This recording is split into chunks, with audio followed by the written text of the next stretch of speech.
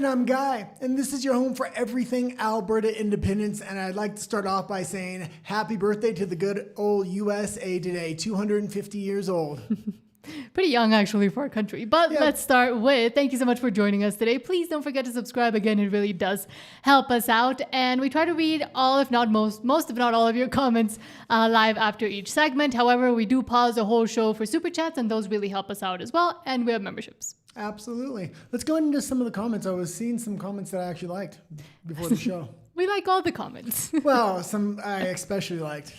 Pete says, okay, Alberta, we've seen Smith's floor crossing and that it will lead to the stripping of Alberta's oil sector. Fight now or we're no longer Alberta. Yeah, and I think that's 100% the truth, and that's the comment I really liked. We either fight now or that's it. A lot of people from Canada have already fled Canada from the other provinces. Alberta is one of those provinces that has a halfway decent economy where people have stuck around more than other, and it also has voted conservative for 93 years. People like me that are willing to give me freedom or give me death have already left the country. 241,000 conservatives on average leave Canada every single year.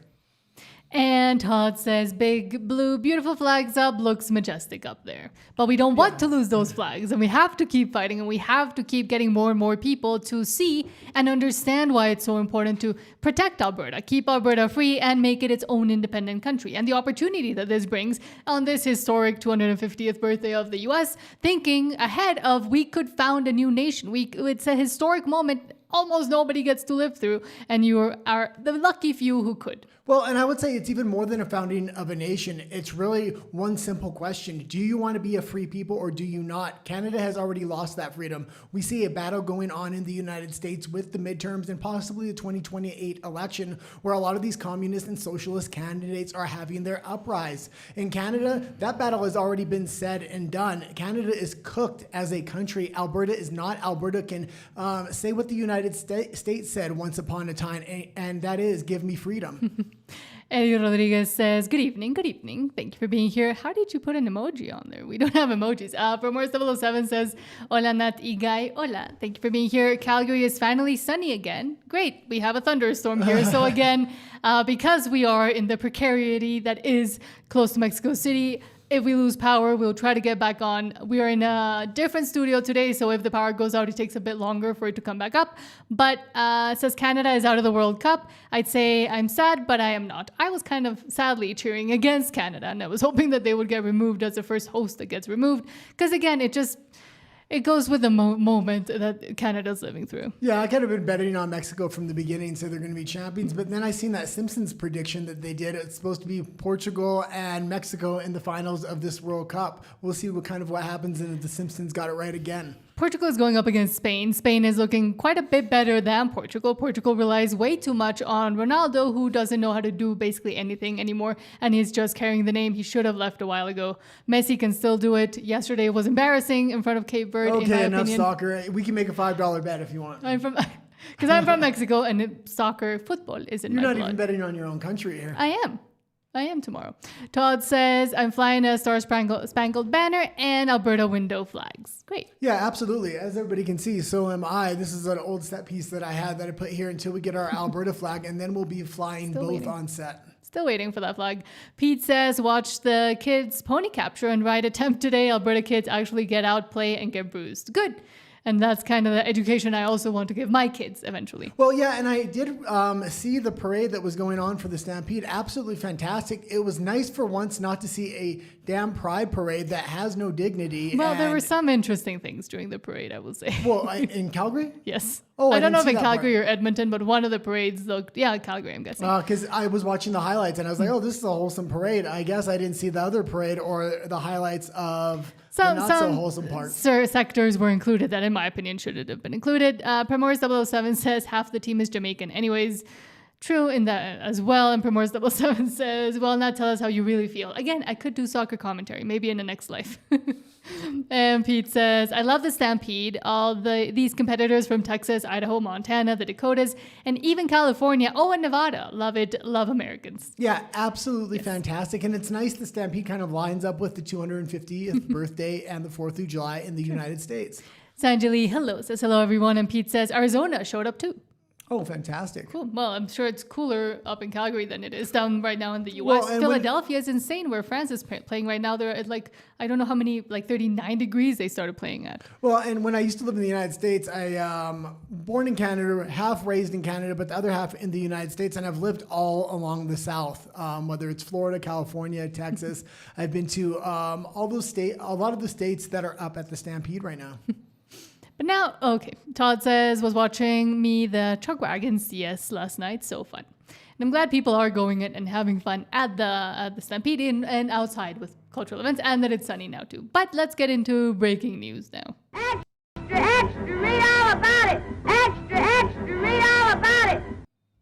And let's start with Marty up north saying, quote, "The internet is forever," and oh yes it is. An old video of Danielle Smith criticizing the deal she just signed. This was I'm surprised I had never seen this clip. I didn't know about this clip. It shocked me when I seen it because I've been saying the exact same thing. And Danny Boy here seemed to have flip-flopped. Danny Boy. Girl. Let's having to build play the another clip, please. pipeline. Oh, you can start from the Government money beginning. is I'm being talking. I've started it 3 times now. Having to build another pipeline with government money as being a success, it would be, I think, a failure of the exercise. The exercise we're going through right now is how do we restore investor confidence so that the private sector will have confidence in investing in Canada again, and that includes pipelines. That's what I'm aiming for. Having to build another pipeline with government money is... And that's the thing. She was against government money before. She wanted to get private sector money in there. The federal government and Danielle Smith are signing away a lot of the sovereignty of the provinces by federalizing a lot of the natural resource projects here. This is communism in its purest form, where they push out private investment so the government can be the only investor. And the government doesn't mind paying that climate tax because it's really just paying it to itself. It's going to come back. Then it's going to say to the people, well, we're not turning a profit on the oil, but they're still going to be able to wash all that money that's going through that system there. Mm-hmm.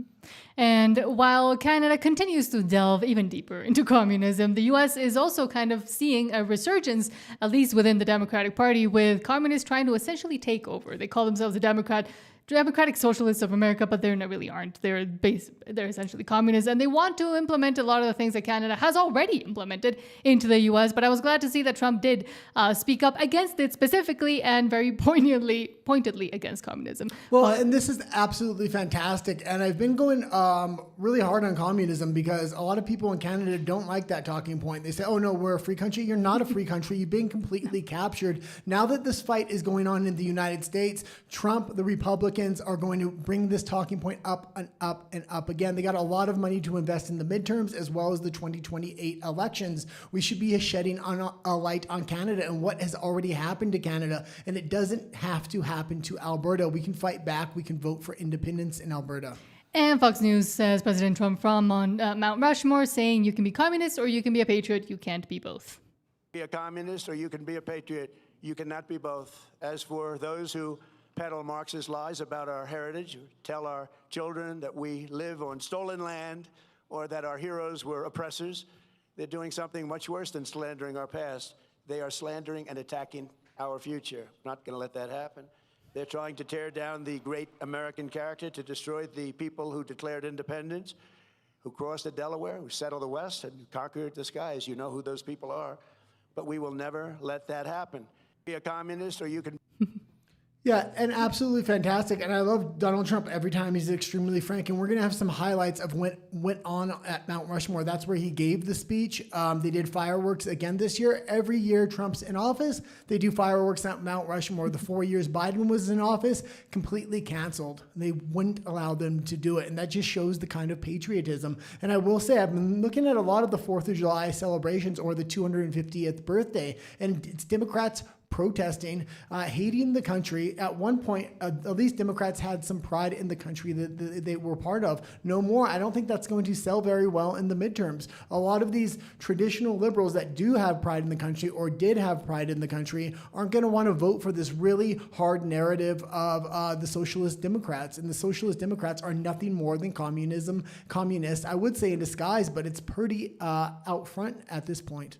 Yes, and I really hope that people do start seeing the value. And we are seeing, thanks to the World Cup, funnily enough, a lot of people from Europe and Canada even, but all over the world that are going to the US for most of the games, because that's where they're being played, realizing that all the lies they've been told by their media, by their politicians, by the people that are jealous of the United States, and specifically in Canada, we see that happen a lot of the mainstream media, the politicians, it's coming out of jealousy. Marxism, communism is an ideology created from jealousy and from not wanting others to have what you can't have and making everybody go down to your level instead of bringing everybody up within a meritocracy. Yeah, I don't even really know if it's jealousy. I think a lot of people have been told this their entire life and they actually believe it and they don't know. And that's why when we see a clip like we're about to show, people actually get tears in their eyes. We've shown other clips like this where people are extremely shocked. They get exuberant. They're like, why don't we have this in our country? It's not that they're necessarily lying. They just didn't know. The citizens don't know. The mainstream media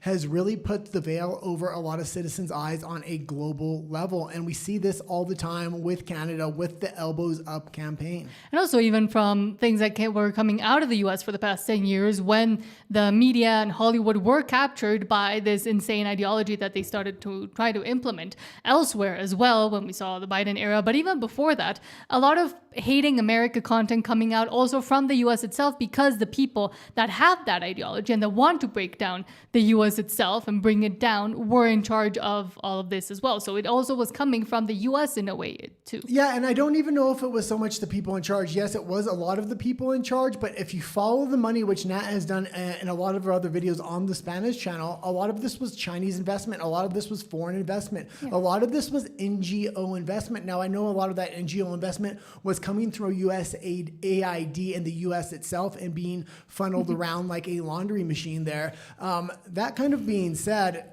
it's just, you don't see that anymore. That money has dried up. Donald Trump has cut a lot of that off. He's gone to economic war with China and a lot of other regions with the world. They don't have the money to spend on propaganda in the United States with Hollywood anymore. Matt Van Swoel says, quote, a German soccer fan who flew to the USA but was fearful about coming because of news about criminals and people being mean breaks down into tears, saying how he has fallen in love with the US. And he's even staying after Germany embarrassingly got eliminated. Well, a lot of these people are going to want to immigrate into the United States and they're going to tell their experiences when they go back home. Yeah. The rub-on effect of having the World Cup in the United States was absolutely massive. I didn't realize it was going to be this big. Canada is not having the same effect. People are seeing a side of Canada that I don't think Canada realized they were going to show. Extremely high prices on everything. A lot of people complaining. Their own citizens complain to a lot of these tourists when they come over. They're seeing the crime. They're seeing drugs on the streets and things like that. Substance abuse. We showed that clip the other day. And especially because it was hosted in Toronto and Vancouver, which are two of the worst cities that are dealing with that. And I do think that it had the opposite effect on Canada. Canada spends so much money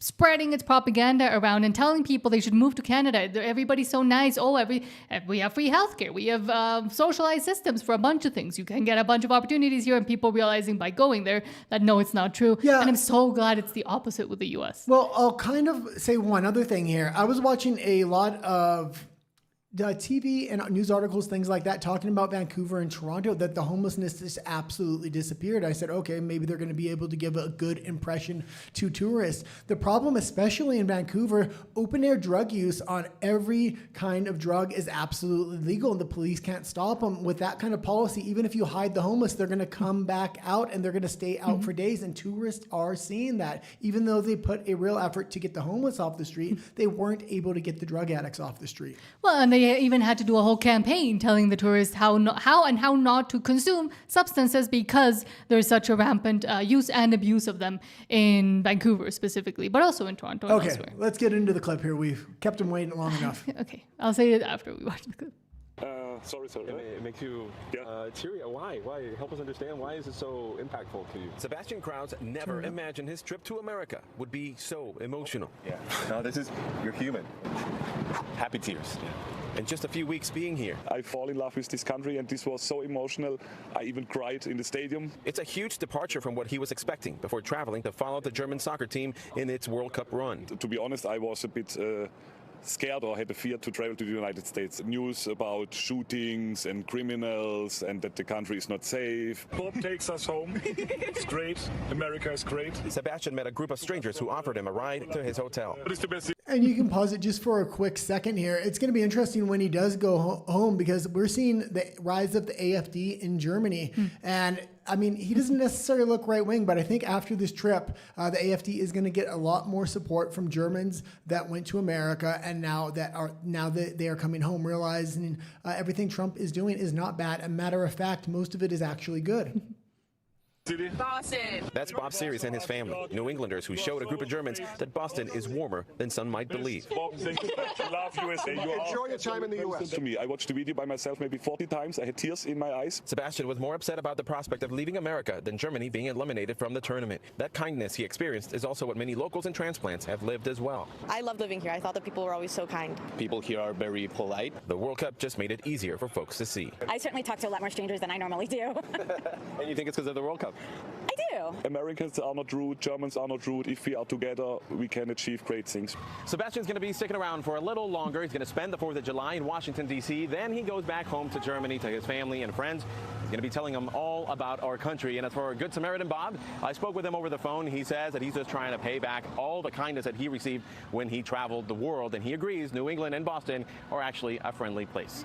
Yeah, and I really like what those Samaritans were doing. We showed the other clip, though, of the Good Samaritans in Texas, and I absolutely loved, what would you call it? Well, they were giving tours to the tourists of the World Cup of like Texas stuff. So like rough riding on a Jeep, in the back of a Jeep, shooting, etc. Yeah. Giving tourists a warm welcome, I guess you would call it. Yeah. Yes, but I was going to say, it's great that all these tourists were forced to go to the U.S. because that is where their teams were playing. They wouldn't have, same with Qatar, and that is why the whole cities want to host the World Cup, because most of the world loves football, soccer, except the U.S., which is really funny. But it forces people to go support their teams at these countries, and it helped the U.S. kind of pull people into the U.S. and then see what it actually is about. And it's not to hype up the U.S. too much. There is still issues, but the fact of the propaganda and the levels of propaganda that we've been seeing for the past 10 years and that Canada has so deeply ingrained within themselves, I guess it's really great to see that it's now being kind of lifted off of people. Yeah, it's definitely been a win for the U.S. having the World Cup there, as well as Mexico. But I will say, Trump and the Republican Party need to take a forewarning here because they will be getting the Olympics in 2028. And that is the same year that the elections come up. That could be a huge rub for patriotism, too. The problem with that, it's happening in Los Angeles. The Democrats got complete control of Los Angeles. It's going to be very interesting what happens when the Olympics do go to LA. Are they going to get that same kind of rub? But the media exposure is going to be completely controlled primarily by the media in LA. Mm-hmm. But now we'll go back to your comments and then into Alberta, stay free. I'm losing it. Pete says the bronc riding today was outrageous. I really want to do something like that one time. I love that kid. We showed a kid riding a sheep the other day with his helmet. Evan Chipiak posted it. I absolutely love that clip. That is a name. What? When little kids ride on sheep. Oh, I don't know. The mutton racing. Mutton chop racing, something like that. Sheep racing, I would call it. It's not, no, it's the mutton race. They weren't racing. It's kind of like he was riding the sheep. No, like I know, but sometimes they've sent them two of them at a time, and you have to hold on. Pete says a couple of First Nations Alberta riders tamed the rides. Great turnout, greatest outdoor show in the world. And I really wish we could have been there to see the stampede. Maybe next year we'll be able to go. But right now, for now, we're coming soon, but not yet. And it's absolutely fantastic. Cowboy culture is really strong in Alberta, and because you have this event, you can really lean into it, and the same kind of culture is really taking hold in the United States, and it has been taking hold for the last few years. This is perfect timing for Alberta because that is your kind of culture, and it's getting a showcase on the world stage with the Stampede, but also with the 250th birthday of the United States. Todd says, won't stop till everything is state-owned. And that's the whole point. That's the whole point of communism. And you do it slowly. You vote yourself into communism, and you have to leave. To leave, you have to essentially pour blood. Yeah, absolutely. And I'll say another thing. Obviously, the natural resources and the federalization of those natural resources are being state-owned and invested in by the state. But also this renting scheme, the way they're buying up these condos and then they're going to give them into the hands of new immigrants on 25-year leases. I mean, that second part of that story is really the underbelly that nobody's hearing yet. We showed a couple of interviews where they let that slip out, like I would say 3 or 4 weeks before the major announcement was made, and nobody really knew what they were talking about. And then when I brought that clip back up, it made complete sense. Todd says, where does state-owned sound familiar? Exactly. And Todd says, true President Trump again. And I think a lot of people, especially the commentary class, I will call it, in the U.S. and the podcaster class, the retired right wing is what I call it, will be very surprised that Trump hasn't lost as much popularity as I think a lot of people were expecting to. No, absolutely not. He's more popular than ever. But I will say this. State-owned sounds like China. I used to work in the mining industry, and China owns a lot of the mining companies in Canada. And what they want to always do is they completely try to repress wages of union workers and Canadian workers and bring overseas Chinese workers in. And they use lobbyists to change Canadian law in order to do so. If the Canadian government is the one controlling, the one investing within these natural resource projects, what do you think they're going to do? They're going to try to repress wages of citizens. They're going to give them to new immigrants, which these will be the best jobs, but they're going to be underpaying for those jobs which Canadian citizens would take. Oh, and thank you, Todd. Yes, mutton busting. That's what it's called when little kids ride on sheep or muttons. So you can switch to you for a minute. It's really cute. Okay, and hold on, where are we? Pete says, if you're confused about being an Alberta NDP or a real Albertan, take a look at the difference between downtown Calgary and downtown Edmonton. Awesome or crap? Exactly. And you can see, we already see in the bigger cities, both in the US, even here in Mexico and in Canada, what the difference is with two different ideological people that rule over it. I mean, we've seen what happens with the NDP in Alberta itself, but we also see what happens to essentially every single other province that is controlled by left or really left people. Yeah, it's these footholds they got in the city. This was their entire strategy: take over the city, bring in immigration, make the cities bigger, have people immigrate into the cities even from other provinces, and that one or two city will determine the entire future for the rest of the province. Now, Alberta independence may be the exception to the rule because the rural areas are going to come out in absolute mass for Alberta independence, and we got to hope the cities kind of stay home at this point. And Stephen Jensen, thank you so much for the $5 super chat. Says, sorry I'm late. No, thank you for being here. Says, we just had a severe storm warning, chance of tornadoes, large hail, high winds, securing RVs for storm. Please be safe out there. Hopefully it doesn't. Again, here it essentially becomes a monsoon. No, what do you call it? Hurricane. We are in hurricane weather right now here close to Mexico City with thunderstorms and everything else. But luckily nothing bad has yet happened. I didn't know there were tornadoes up there. I didn't know that either. It sounds very like Midwestern. Is it Midwest of the U.S.? Yeah, Midwest. That one. The Dust Bowl. That one. Pete says, the single only reason Canada did not win was because they weren't allowed their hockey sticks. Kidding. Congrats, Morocco. Way to go, Morocco, says Todd. Exactly. And says Morocco ended some of Mark's Canadian propaganda. And I'm glad that they're out, honestly. Yeah. It's so sad. I should be cheering on for Canada because I lived there for 13 years, but I really don't. Todd says, too bad, about his Pride Parade appearance. Carney, yeah. Pete says, I'm pretty sure that the FIFA teams we're not allowed to say that. The World Cup teams got a kick, no pun intended, out of Canada, top 16. It was interesting. And again, not to put it on the specific players, but the fact that a lot of people are now looking at Canada in a different light. I mean, it doesn't benefit the teams or the athletes that are going to be coming out for what's it called? Not the World Games, the Olympic Games, those ones. Yeah, in 2028. Yeah. But I will say Mexico got a good rub as well, but I would say the Mexico World Cup was more for the citizens of Mexico. They really got into this thing. And when you see all the highlights, it's all about the Mexicans, the Mexican citizens, and the United States. And how we welcome people, except Ecuador. The United States got the best international rub from this thing, absolutely. And they got their money's worth from this. Mm-hmm. Yeah, I thought you were going to keep talking. Justin GP, hello, thank you for being here. Says, hi, folks. Hello, thank you for being here. And says, just started driving back to Grand Prairie for work from Sylvian Lake, watching Jason Levine and Kathy Flett. Great. Oh, fantastic. Sanjali says, when Canada loses, it's the Carney curse. And they'll continue, or the Liberal curse. Well, the Carney curse is going to start affecting all of Canada here in a minute. Yep. And actually, people will start actually for real losing, which is sad.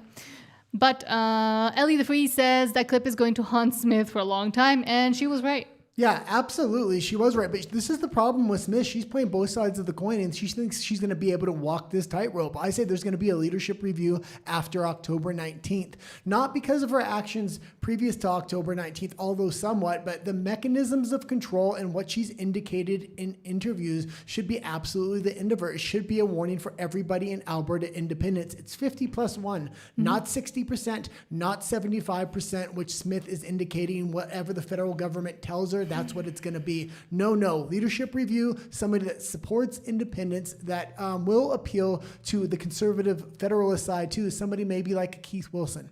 And Philavespa says 2 more comments. Or maybe a Bruce Party. Yes. He's talking about potentially moving to Alberta, I hear. That's the rumor. Philavespa says all private businesses know that there is no rational basis for investment in Canadian oil infrastructure. Exactly, and they've even come out and said it themselves on the news. Well, I would continues. What I question is their unwavering confidence in Carney's plan. Oh, and so glad Morocco won. Yes. Yeah, and here's the other thing. I kept thinking about this. I'm like, why is he going to Vancouver? Obviously, he wants less oil going out because it's a shallow water port. The bigger tankers can't go in there. Also, the Lions Gate Bridge prevents very large tankers from going into that sector as well. The pipeline should have been built to northern BC, but he renewed the tanker ban, being Mark Carney. And why is he doing all this? Because he wants to make sure there's going to be no private investment money coming in. If he can limit the amount of oil going out, going to shallow water ports, that means very little private investment will be coming in. So the federal government will start normalizing federal investments and basically communist investments into the natural resource sector. They are becoming China. And with these, the fact that he's bringing all these policies at once, whether it's buying the condos just like the Chinese government, private property rights disappearing, going into 99-year leases on native land and things like that, all this has already been time-tested and true within China. Mm-hmm. And last comment over on RUMBLE. KP4U says, good day, everyone. Good day. He's just finished watching Freedom Calendar. And did Jason Levine ever get heckled by this one guy? Oh, now I want to watch it. Oh, yeah, now I want to watch it. But speaking of, now let's actually go to Alberta Stay Free, and then I'll keep reading all your comments. Sweet home Alberta, where the roots run deep and the money trees grow. My voice went weird there. Okay, let's start with, where are we? The Alberta Pin says, quote, while flying the black and gold flag, John captured Thomas Lukasik, admitting he drove over 50,000 kilometers for his third-party advertiser. Today's fuel prices, this old motorhome has consumed more than $6,000 in fuel alone. Stop right here. I need you to read this entire thing because it's actually more about what's written here than the clip itself. Okay. Continues. This does not account for the buttons, lawn signs, venues, headquarters, and other expenses. Yeah, it looks like they're mostly just focusing on their merch. John from Alberta, or John Alberta Patriot, is how we should all be, quick to forgive and slow to anger. Watching him navigate conversations without fear at this Canada Day event hosted by the Forever Canadian TPA is the definition of do not be afraid. Wait, you can leave it there. You kind of brushed over it, but this does not account for the buttons, lawn signs, venues, headquarters, and expenses. Yet his TPA is reporting $0 raised. And a lot of people are pointing out that he had over $100,000 that he raised previous to this. He's not allowed to carry that over.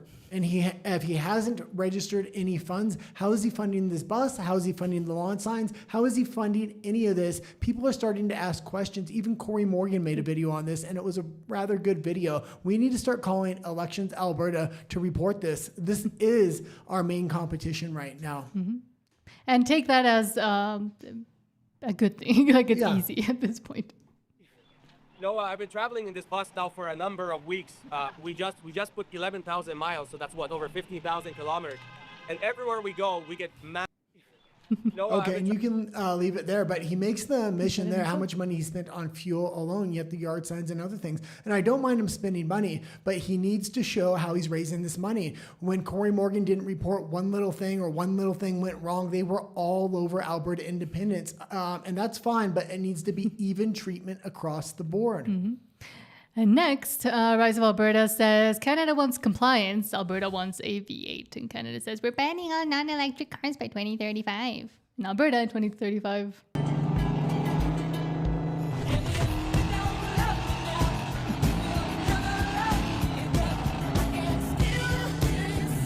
You like those? And I absolutely love American muscle cars when I seen that, and that's one of my favorite cars as well. Absolutely fantastic. I like giant pickup trucks. But here it makes no, what? Go to you. But here in Mexico, close to Mexico City, it makes no sense. And if we ever do have to go into the city, it's impossible to try to find any sort of parking for those. So the beauty filter brings you down. I was like, what did you do? Yes, apparently I need a filter to be beautiful now. But John Alberta Patriot also says, at the Forever Canada rally in Red Deer, a woman from the crowd walked up and tried to tell me I wasn't allowed to record. Very politely, of course, but this was a public political event. Thomas Lukasik announced it publicly. People showed up with flags, signs, speeches, and political messages. I was there peacefully with a camera, asking questions and documenting the conversations. This is how democracy works. And a lot of people forget about that too.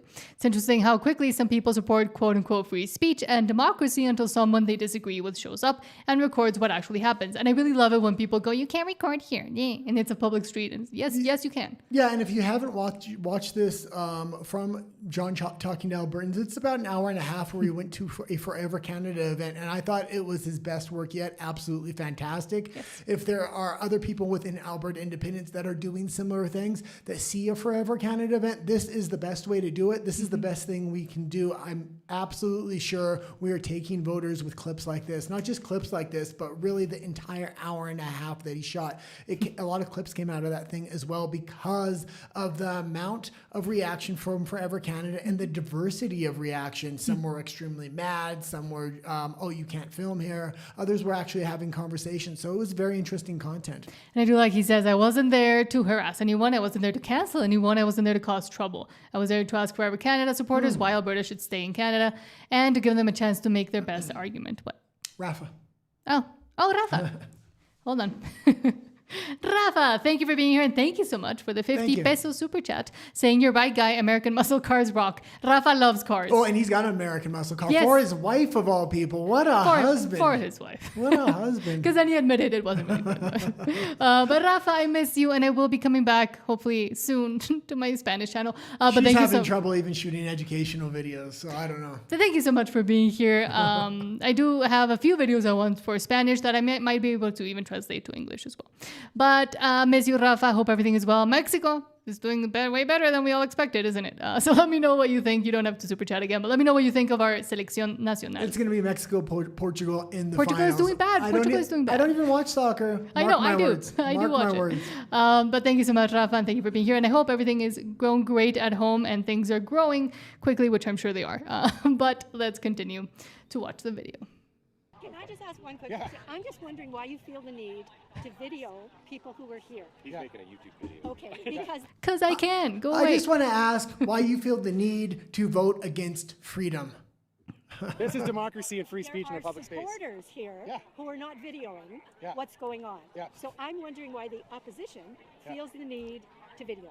Because this is how democracy works. We need to be able to have peaceful conversations, right? If we can't have peaceful conversations, then we're just living in our echo chambers and we're just hearing our own side and our own propaganda, and it's true for both sides. A time and place for these things to happen? Right here, right now, in a public space with lots of people, this is the right time to do it. People who are supporting what you are not supporting. Yeah. So and I've made videos in public where there's nothing happening, and I've made videos at my own side events.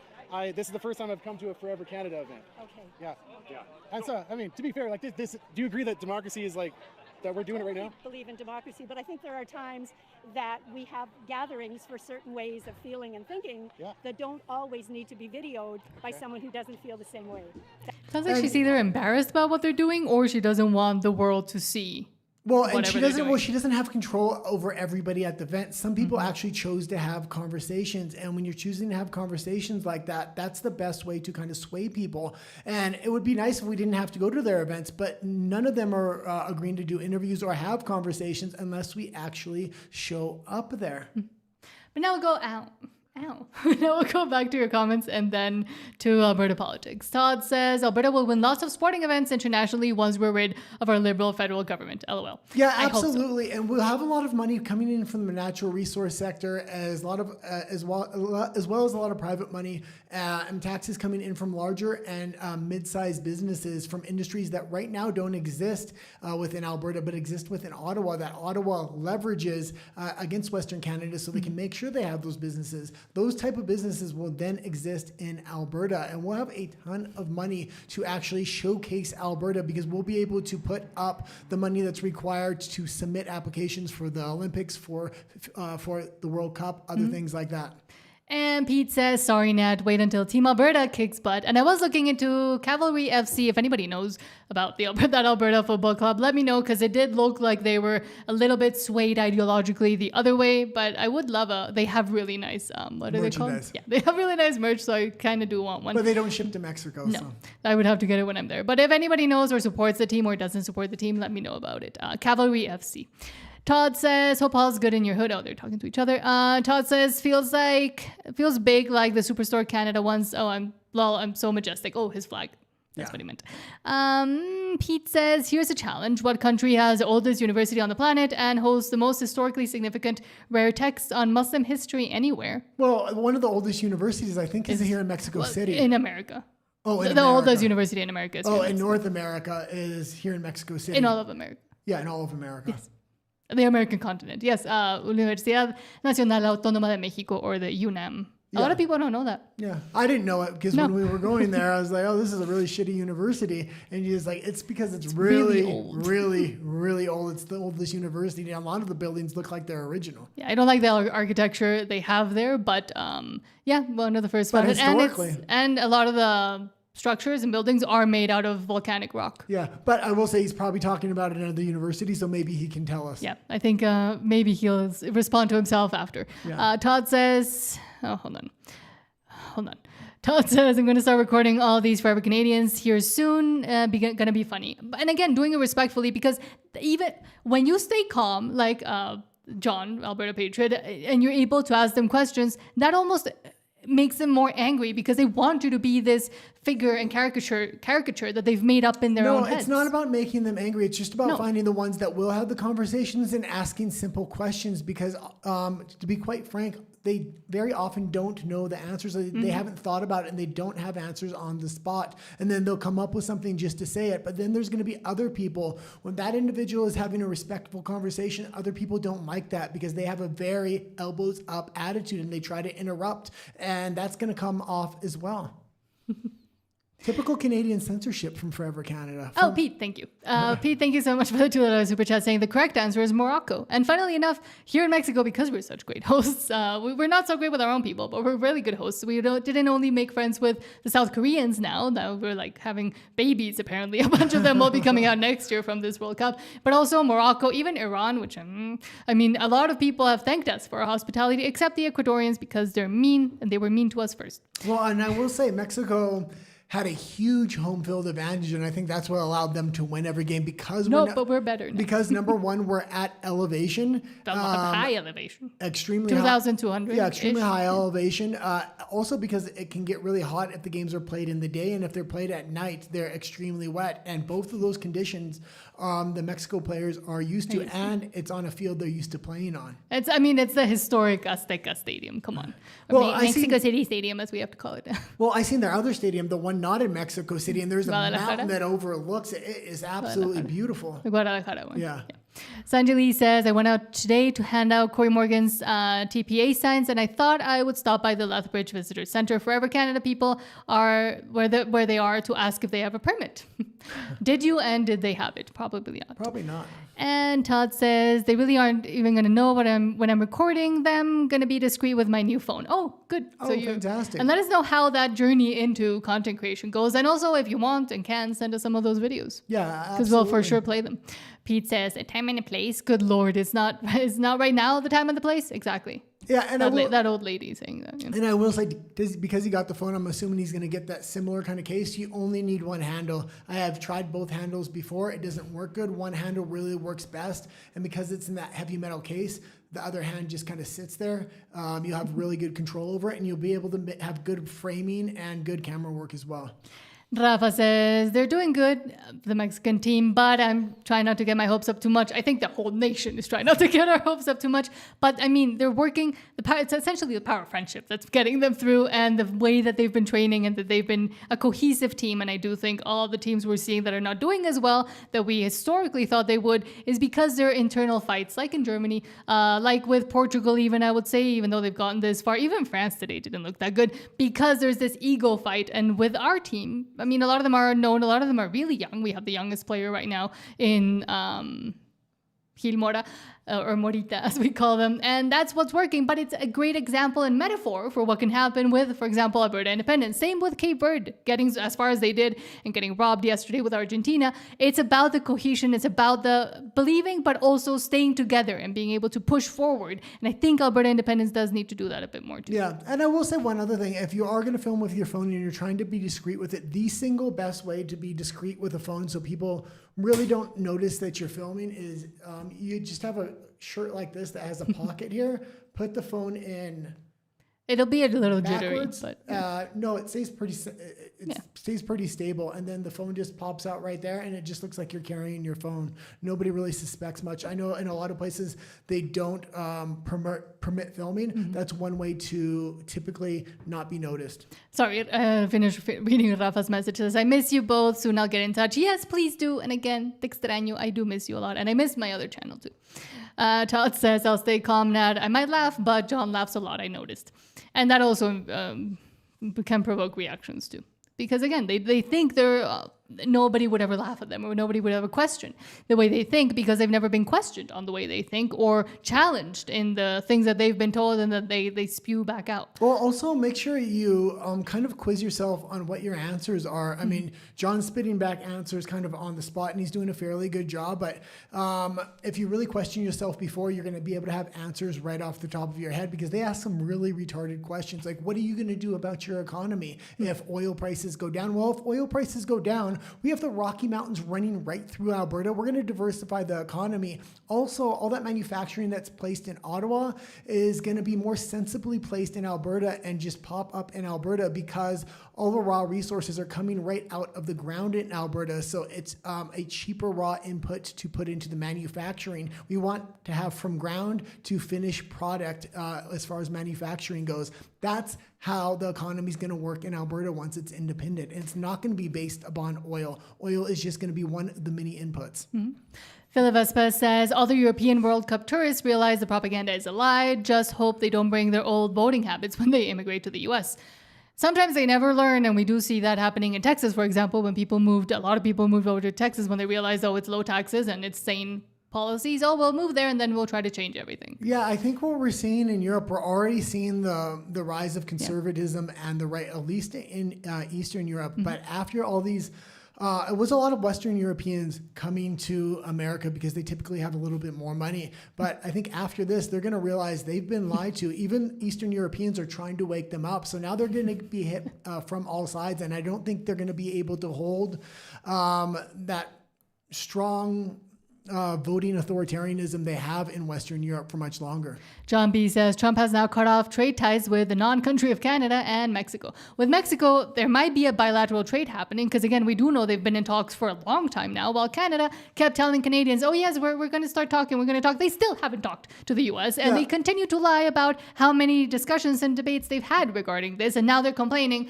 that it didn't go their way. Well, of course. And he hasn't cut them off. The thing is, the agreement actually still has 10 years, but it's a year-on-year review, and at any point in time, Trump can cancel the agreement, and then 6 months after that announcement of the cancellation, the agreement actually officially ends. If he's going to do something like that, it's going to be after the midterms, and it's going to be after he gets a bilateral agreement with Mexico, who's in the final stages of a bilateral agreement with the United States. And a lot of that industry that clears out of Canada, it's not just going to the United States. A lot of it is coming to Mexico because it's a lot cheaper to produce things down here, and there is a lot of natural resources in Mexico as well. A lot of people don't know that. Mexico has already just started exporting more and more technology stuff, like chips and things to make technology things. Kusher977 says, did you see Northern Perspective's last video on legal action? Here's my response to that. I have to read the response. Kusher says, karma is just as you reap what you sow. Maybe the government shouldn't have betrayed God, and I say this freely without fear. Just remember, karma is God's favorite tool. The truth always comes to light. Lies cannot escape time. Yeah, absolutely. I 100% agree with that. I watch Northern Perspective a lot. A lot of the things that they do. I don't think they're necessarily supporting Alberta independence. They're kind of linked at the hip with the Conservative National Party. That being said, they do fantastic investigations. But I agree. Canada has lost all morality, and there's really an attack on Christianity coming directly from the government, taking away nonprofit status of individual churches that they don't like certain things that they say. Also, they're trying to ban Bible verses, and the number of churches that have just been burned to the ground in Canada is a massive amount. Mm-hmm. And giving specialty privilege group and classes to other religions and other groups, but not Christianity, or looking past Christianity. Todd says, I quit watching Northern Perspective after they wouldn't say a peep about Alberta independence. So we have criticized them on that. Somebody was saying they were going to Alberta, and I was saying, well, I don't think they support Alberta independence, so maybe they got tapped on the shoulder, but maybe they figured it wasn't a good idea to go. I don't know what kind of happened with that. They're always wearing a cowboy hat, though. Terry Labiage says, crony capitalistic communism doesn't work. No, and we already know it. We've already seen it. There's examples, multiple of them, where people have perished and died almost in a genocidal way. And yet, there's people that still continue to think it's a great idea. Well, they would have been able to sell it to the people. We were seeing an intentional collapse of Western governments around the world, whether it was the United States, Canada, Europe. Trump kind of came in there, and within a year and a half, he's completely turned around the American economy, got into economic war with China. I was researching the Chinese economy again today to get updates. They're doing absolutely horrible. America, in comparison to every other country right now, is doing absolutely fantastic. This really puts a monkey wrench into their plans. I think they wanted to really hard sell communism in the midterms and in the 2028 election. But with the economics of the United States doing, I wouldn't say extremely well, but it is doing extremely well in comparison to every other country. It's going to be a hard sell on communism right now. Mm-hmm. They really needed another Biden presidency, another 4 years of absolutely destroying the economy if they wanted to hard sell this thing. And Thomas Muse says, good afternoon, Freedom Peoples. Good afternoon. Thank you for being here. Even military YouTube channels are talking about Alberta independence, and the movement is getting very big. That's great to hear. Oh, well, I watch a lot of military channels. I watch about 2 hours of war mapping on the Ukraine war, as well as a bunch of other things. Let me know what channel is talking about Alberta independence. That's a military channel, because I'll start watching it. Few more comments and then we'll go into Alberta Politics. It's Saturday. It's fine. I can read as many comments as I want. Cindy Melnick says, did anyone else hear that his wife works for CTV News, apparently? Who's that? I don't know whose wife. Maybe Thomas Lukasik? Or maybe no, it can't be Northern Perspective. No. I don't. Let us know who you're talking about. Primorse 007 says, Nat, I have a giant pickup. I want one, but it makes no sense here. Because a lot of our streets are also smaller because they're from like colonial times. I absolutely love big pickup trucks. I love big vehicles in general, but after being in Mexico, no way I would do a big vehicle here. It's going to be almost impossible to make certain kinds of turns and other things. I used to also absolutely love motorcycles. I sold my precious Harley before I left Canada, and I'm actually glad I don't have one here in Mexico City. The potholes are massive. I'm surprised more people don't die on their motorcycles. A lot of them do. And yeah, you're not allowed to. Maybe one day when we move out into a country somewhere. Quick Brown Fox says the whole crowd was old. Okay, feminist. I'm not allowed to. Quick Brown Fox says the whole crowd was old. And unfortunately, a lot of us on this side are also tending on that. And I mean, like, we can see it. We were talking about it yesterday. We can see it on our statistics ourselves on our channel. And we are trying to get a push for to reach younger people, hopefully on different types of social media. And you know what? For now. A good a good topic to talk about is actually communism, socialism, and things like that, because America and American content creators are having that big push because the left is trying to push that right now. And that may be a way in to have cross relations with other content creators in the United States, bring up that topic, and then bring up Alberta independence on the back of that, saying there is a portion of Canada fighting for its freedom, much like the United States did at the founding of its country. And I think that might get us into talk to American content creators, number one, but American content creators typically have younger audiences as well. Mm-hmm. And they have large portion Canadian audiences too. Yeah. And unfortunately, those audiences are watching them, but not watching Alberta independence, which I think would be, again, a great crossover. Well, and I think it's hard because in Alberta Independence, we do the same thing. Every video's labeled Alberta Independence, big lettering. That's what we talk about. We need to cross-pollinate with other subjects that are tangentially related, that people will click on maybe something about soccer, but somehow weave Alberta Independence in there to plant the seed. So then they'll click on an Alberta Independence video later on. That's what I'm going to start trying to do. Print of Alberta, 2 more questions, and then we'll go into Alberta politics. Print of Alberta says question, I'm pretty sure you both don't take pharma crap, man-made pills and chemicals. What do you both do to stay healthy, naturally, physically, and keep focused without brain fog? Without brain fog, have you seen me try to talk sometimes? Well, I mean, personally, for me, I've been sober for 10 years, so I don't take anything.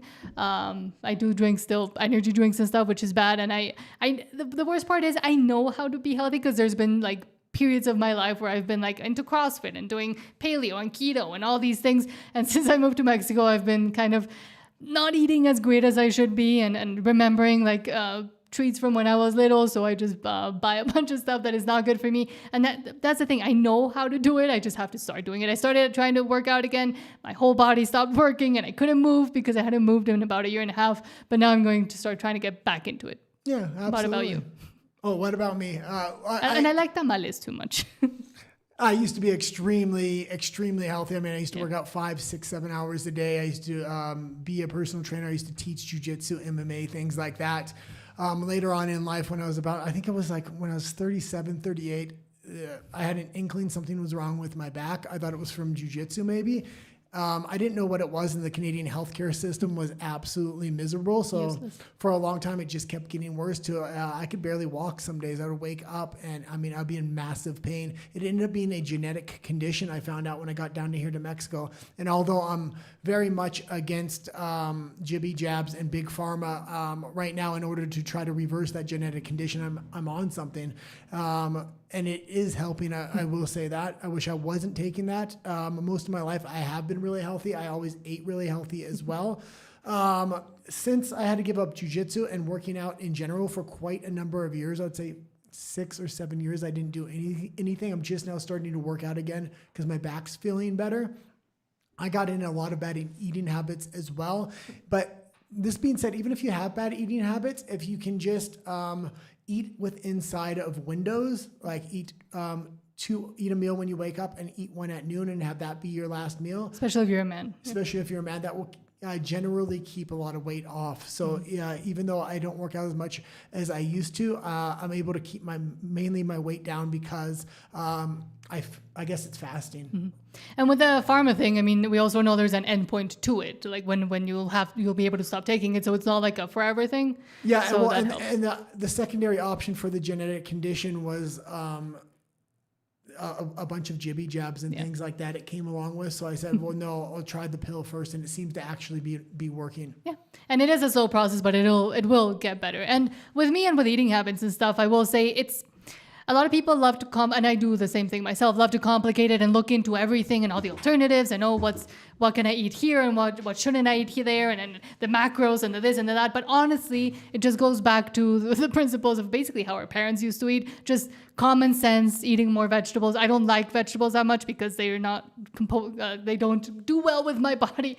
But I do try to eat more when I am trying to be more healthy, and just meats, vegetables, proteins, and the common sense things, not getting rid of absolutely everything, but not trying to make it into this gigantic scientific equation if that doesn't help you and that just makes you not want to do it more, which is what was happening to me. And I know that if I want to be healthier, I just stop eating as much crap as I do and I start eating a bit healthier and more protein, and that usually works. And also I will say alcohol does affect people a lot more than they realize, and it's a hard decision to realize that it might be affecting you more health-wise than it does, but it does make a gigantic change. At least it did for me. I generally used to advise because I had an issue. I advise people on how to work out and eat before. That's kind of what I used to do for quite a few years. That being said, it really all comes down. It doesn't matter about your macros or anything else. Kind of like what you said, it comes about to lifestyle habits and permanent changes that you can make, and you need to make small permanent changes and then just build off of those changes and slowly make more,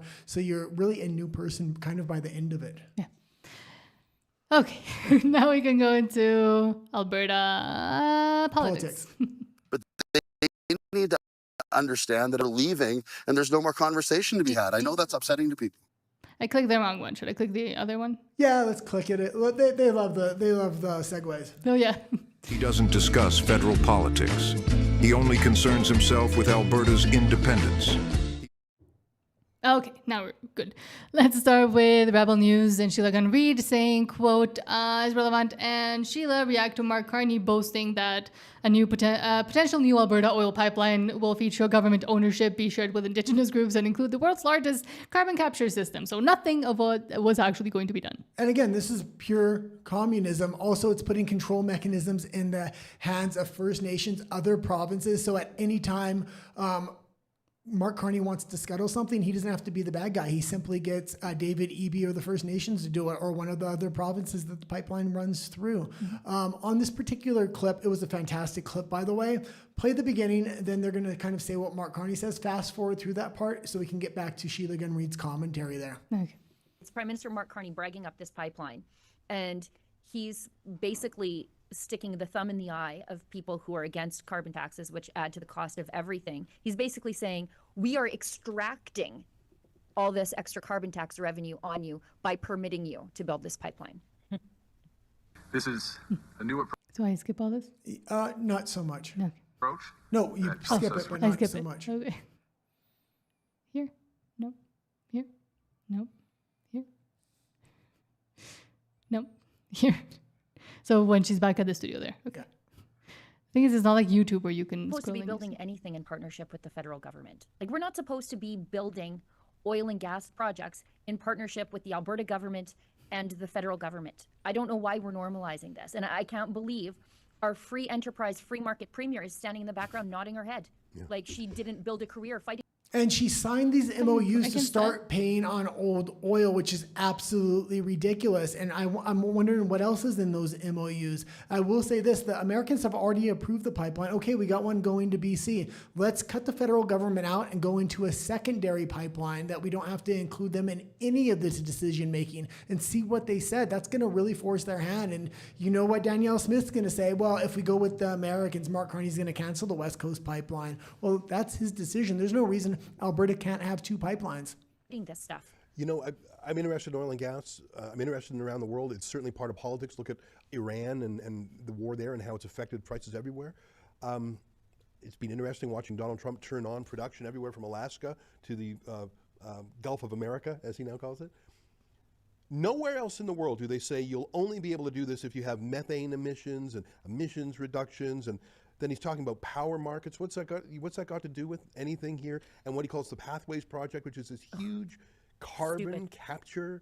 I understand that all these costs. And we're going to continue to play this. Everybody is saying the same thing. This doesn't make sense. Why is there this carbon capture? Why there's this carbon tax? Nobody will invest in it. But that's the point. He wants to push out private investment, so the only investor left is the communist Canadian government. And he wants to do this over and over again in a lot of different industries. Mm-hmm. Costs alone are going to add $10 to $20 per barrel. It's just going to make it uneconomic. If you got to pay for the pipeline itself.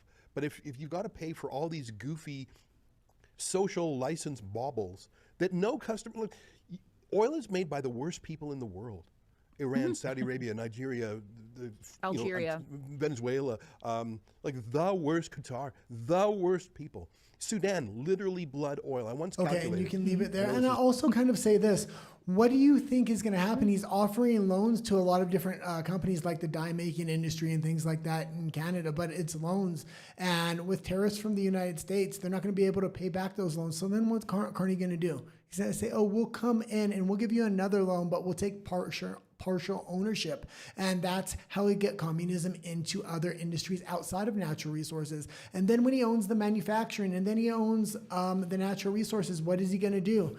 He's actually going to leverage the natural resources to other countries to make sure they buy whatever companies that the federal government owns for manufacturing and things like that. I think that's the big plan. That's the overall arching communist plan that Mark Carney probably has. It's going to take time to implement this. We need to start raising the red flags now so people actually know what's going on, because he can sell you a utopia, but communism never turns out as that utopia. No. And again, Daniel Smith looking at what's most convenient, I'm guessing, for her and her political career, the one that she's now built up from almost nothing, I would say, and it was pretty impressive, is looking and knows kind of what's convenient for her and not to do. Well, there's no way to do And her business. legacy. There's no way to do business in a communist country unless you're willing to do business with the communist government. Danielle Smith knows that, and she knows her political future rides on it, and she knows Alberta's future rides on it as long as they stay in Canada. But there's one other option, and that is Alberta independence. We can be free. We can fight for our freedom and independence just like the Americans did. Maybe not physically, but at least at the ballot box. Mm-hmm. Next, Wealth Move says, Canada's biggest consumer just issued a warning. If you don't sell it to us, we'll buy it elsewhere. That's how markets work. Loyalty isn't trade policy. And more, Canada seems to think that it is. Alberta is ideal. We have the infrastructure in place already, accelerate the pace of oil going through the pipelines and those types of things. But if Canada decides, no, we'd rather ship that oil somewhere else and we don't want to ship it to the United States, again, that's a decision that Canada can make. But America's not going to wait for that decision. We will go to other places in the world to look at where we can get that oil from. Alberta okay, is and ideal. I played this for a reason. We played this earlier in the week, but I had a different take on this. They've already approved the pipelines in the States. I just talked about this a minute ago. The Alberta government needs to go directly to the United States, cutting out the federal government and refusing to pay any carbon taxes on a pipeline that is done with the United States and doesn't go through any other province. On top of that, all these other pipelines that currently go out of Alberta go through other provinces first before they go into the United States, and that gives the federal government and other provinces a lot of control. It would be nice if we had a direct pipeline to the United States, and that would be a big benefit once we get our independence as well, because then these pipelines couldn't be used as leverage against Alberta. And I was going to say, Alberta doesn't and shouldn't have to wait either for Canada to decide what to do with your own resources.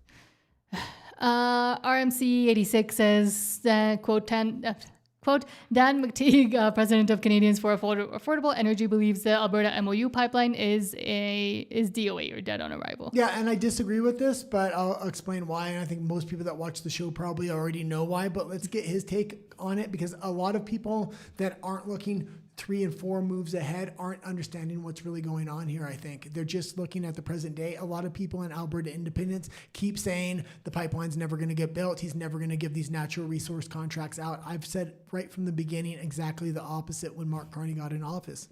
People are looking at fundamentals. They're not looking at whether it's decarbonized or not, which no oil in the world is, including, by the way, Norway's. But who's going to pay? And not only pay to build it, but who is going to pay to actually buy Canadian oil, which is now going for $56 a barrel, potentially to $70 a barrel, with the cost of decarbonization or underground storage. That makes the proposal uneconomical. It makes it uneconomical because the federal government insists on maintaining the rigidity of its net zero nonsense and lunacy, which has basically made Canada.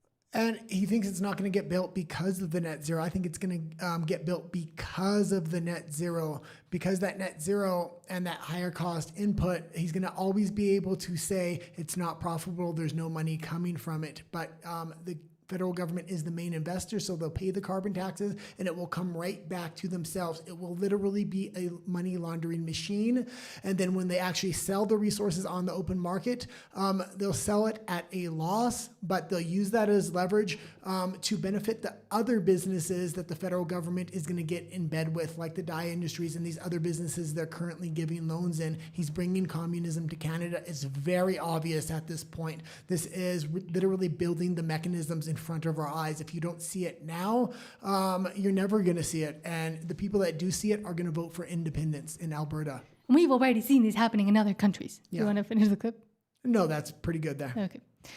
Now we'll go back into your comments, and then to Alberta, now for real, Alberta Personalities. Todd says, yeah, I've been to enough events now and watch you guys enough. I'm feeling confident in my responses, and talking points finally feel that way. Great. Have somebody go with you. No, have somebody ask you questions beforehand, and don't let them. Just simple questions like, why do you want independence? Different things like that. Oh, what are you going to do if you're landlocked? Just have somebody ask you questions in a random order that you don't know the questions, and you'll be surprised. You'll get tongue twisted. Because when we used to do this show, if you watch our old videos, man, we were bad. And still are. Also, getting better. When people sometimes ask me a question in person, you just don't have it to rattle off the top of your head. So just get some of the basic questions and get a friend to ask you. It's different if you ask yourself than if somebody else asks you. And maybe even what's going to put another level of pressure on there is have somebody ask you the questions and record it on your phone so you can actually see your answers back, because it does put another little level of pressure on. And you want to try to maximize the pressure in the simulation before you're actually in person with somebody face to face. But also don't go by yourself. Todd also says, hang around John enough. Lol, he's a lot of my inspiration. Good. Fantastic. Yes. And says, poor guy's doing all the hard work by himself. John is Alberta's own Nick Shirley. Well, some people are starting to step up, which I like to see, but John has been a big inspiration for a lot of those people. Sean says, Mexico is cool. They got mariachi bands in every corner. Well, especially right now with the World Cup going on. And good breakfast burritos. Breakfast burritos, it's not a thing we really eat, at least not in Mexico City. Up in the north, yes, it is. Like in Chihuahua, Sonora, all the northern states. But here, Mexico City is more about chilaquiles and enchiladas. You like enchiladas. Enchiladas and tortas, which are giant sandwiches. But I will say, yeah, I like mariachis on the street. But a lot of the time you go to a restaurant and they'll get right up next to you and it's just real loud. Todd says, I have an F-150 for work and a little Ford Focus for the long eco trips. Well, you used to have to ride around in my Mini Cooper when you only had a Harley and you had to go work during, like, when it was really raining at night. You would take my Mini, and people liked it, actually. Yeah, we worked for the Teamsters as far as security goes for the film industry for a long time, and you would have to go to some very remote locations, but you would get to sit in your car for most of your shift. That also injured your back, I think, sitting in my Mini, because you're taller than you look. Todd says, just waiting to get summer tires back on the... I don't miss having to change tires at all, because you can't get them right now. Stephen Jensen says, getting 1 centimeter of hail in Mirror, Alberta. Wow. It's insane. Take cover and don't go outside. We get a lot of hail here. Maybe once or twice a week there's hail in Mexico City because it's at a high elevation.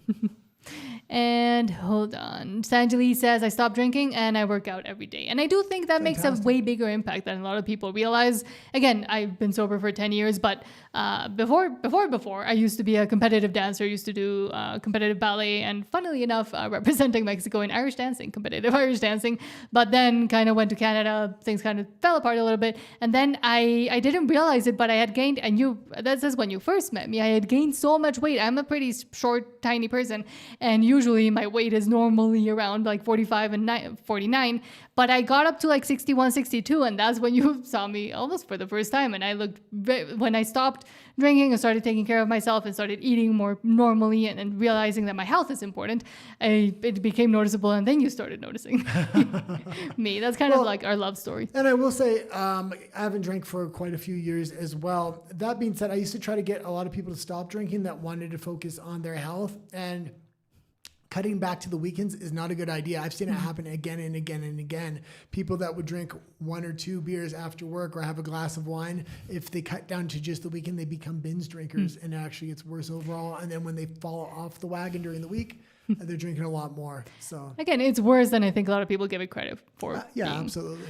Sean says, is it Mexico or Mexico? Well, in Mexico, it's Mexico because the X is a it's sound. Mexico. In English, it's Mexico. You call it Mexico. Sean says, Carney hates Alberta. He spent his life trying to get away from Alberta, going to college in America, going abroad to work. He looks down on Alberta and wants to end its potential independence.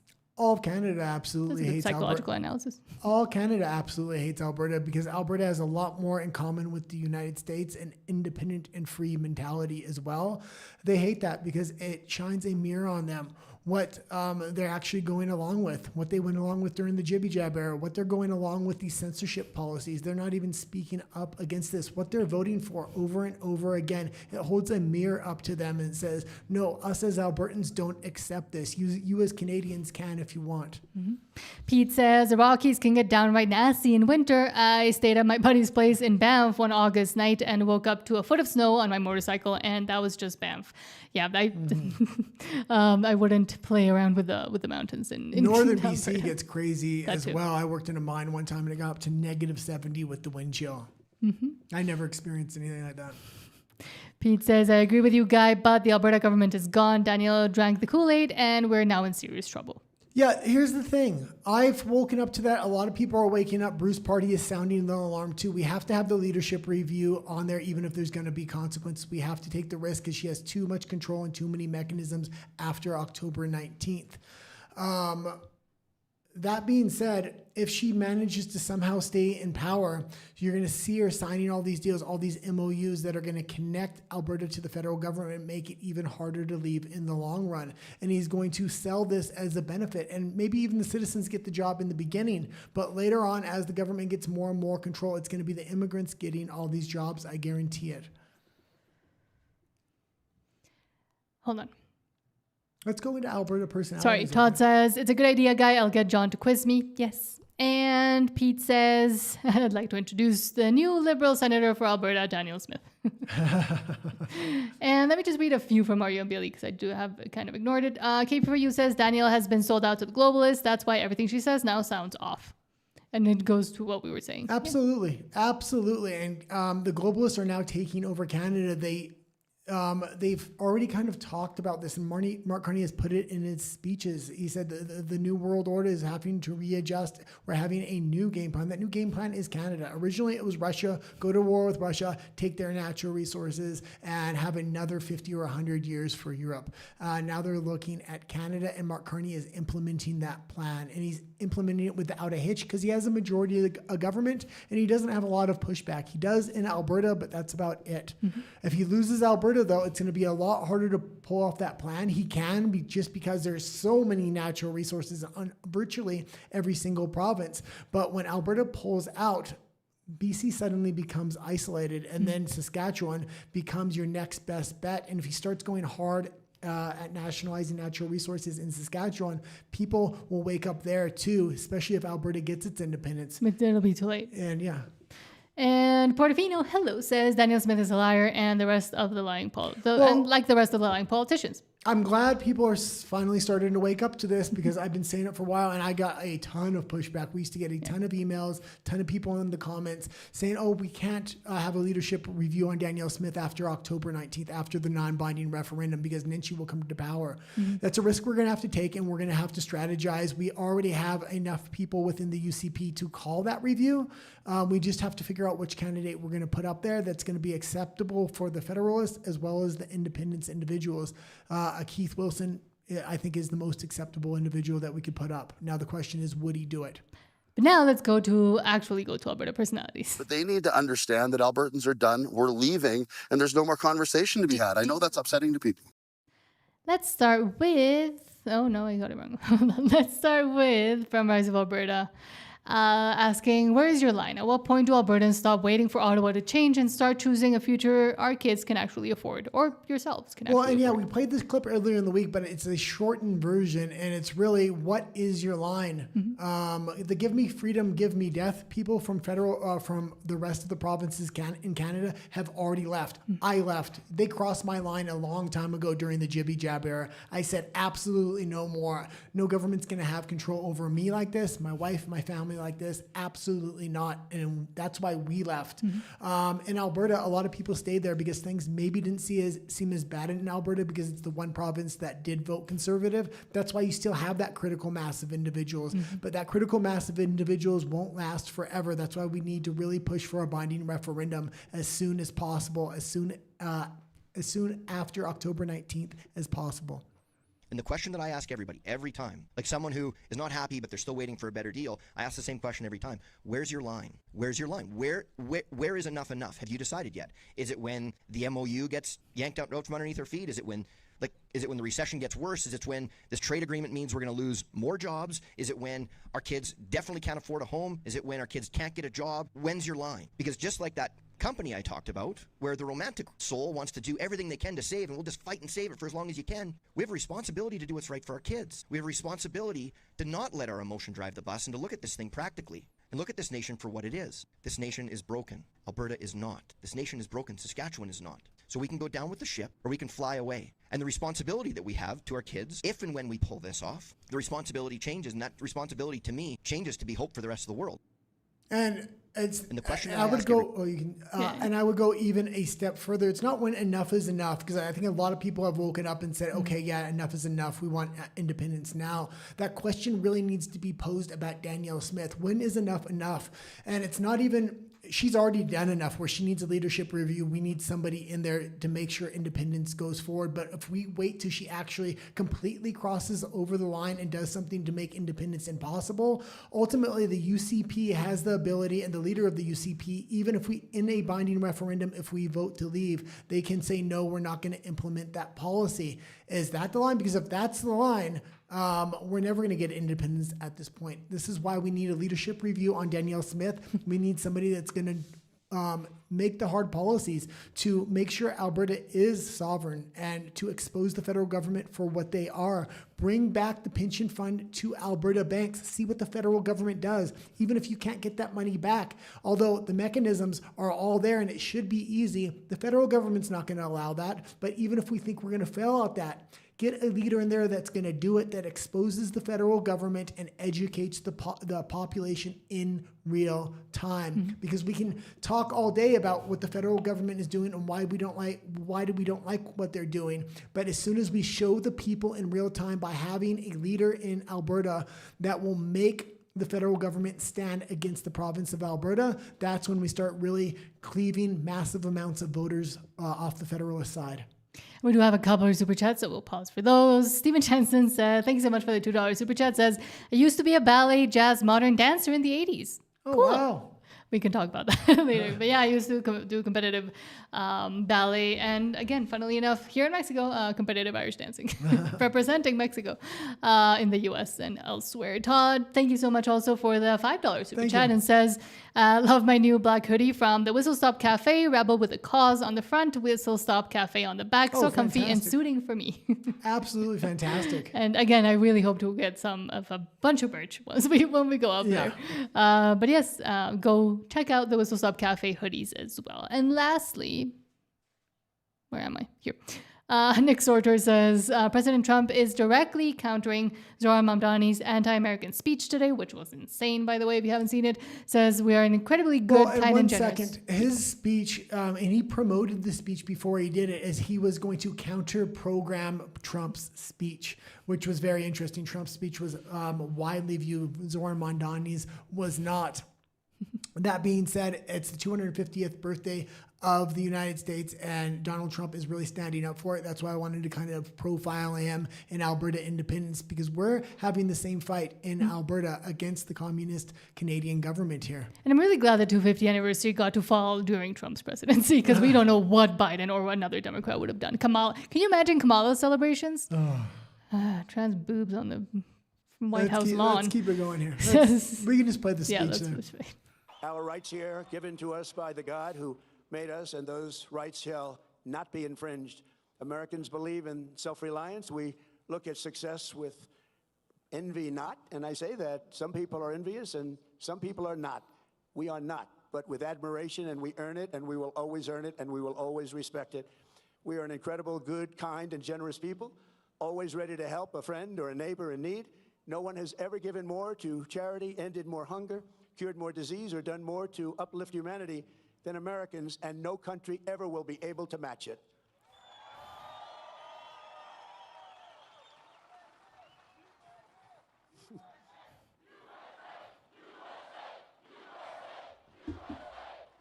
And it sounds like a lot of those same principles lie in Alberta, but don't lie in Canada. Canada likes to think they have those principles, but really they don't. They act nice on the surface, but when you get down to it, they don't. As soon as you disagree with them or you want to want to have a little bit of pushback. They want their elbows up immediately. Donald Trump is a demon, and that's how they go after anybody, including Alberta independence. You want me to keep playing it?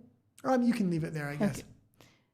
Once again, though, happy birthday to the USA, and I really did like the Trump speech today, and I like that he brought fireworks back to Mount Rushmore, which have been canceled every single year under Biden. Todd says industrial carbon tax equals Alberta independence, and yes, it's just another thing to push people towards Alberta independence once they understand where it's coming from.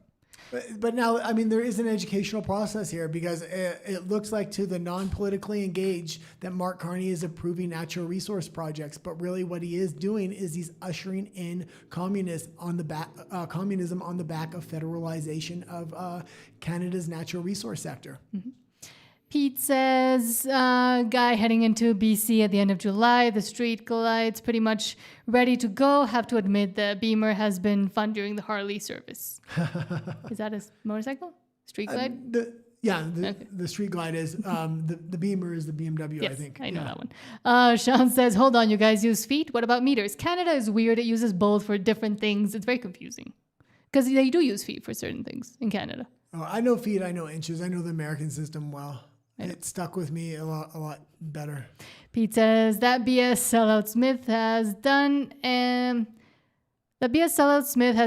is staggering to me. I supported her, I backed her every time, and now I have a knife wound in my back. People don't forget about that kind of betrayal. Yeah, and just remember, when we want to have a leadership review on Danielle Smith and we want to oust her and get her out of there, it's not all of Alberta that's deciding. It's the UCP. We own the memberships in there. We'll continue to own the membership. Mitch Sylvester did a great job with that strategy. That was always his strategy. It's time to actually implement it. The big what if comes with who are we going to replace her with? We need to make sure it will appeal to enough people that Anichi won't be able to come to power, but we're going to have to take that risk. Leaving Danielle Smith in there is going to absolutely sabotage a binding referendum. It's going to put it on a much longer timeline. Remorse 007 says about his truck. Says it's a large black lifted Ram 3500 pickup. No chrome at all. Hate chrome. Hate chrome too. Yeah, I do as well. Sidney Melnick says, yes, Tommy the commie. His wife apparently works for CTV News. Well, on some muscle cars, I actually don't mind some chrome. That's why I don't like muscle cars. Thomas Muse says, the military channel I talked about is Michael Jacko's channel. He's an ex-Navy SEAL and ex-CIA guy Was it Jocko? Jocko. Michael Jacko? J-A-C-O. Guy who retired after 30 years of service. Yeah, I know Jocko I didn't know he was talking about that, though. Not Jocko Willink. Oh, it's not? No, it's Michael Jocko. Oh, Michael Jocko. Okay. Take a J-A-C-O. Take a screenshot of that. J-A-C-O. But thank you. Because if I put J-A-C-O, the other Jocko is going to come up. But Michael, J-A-C-O. Yeah, I won't remember I'll Michael. look it up. Okay. Primer 7 says, I'll be driving it down to Mexico eventually, but a ride in it will cost you. Introduce me to some quality senoritas. I don't know many at this point that are not married or don't have kids. But I'll try. Yeah, everybody gets married extremely young here, and there's a lot of children here as well. Although it says you should have come for the World Cup. I mean, the ladies are kissing everyone. Koreans, all the people. Well, it says birth rates are dropping here in Mexico, but man, the amount of kids I see walking around, one woman usually has 3 or 4 kids.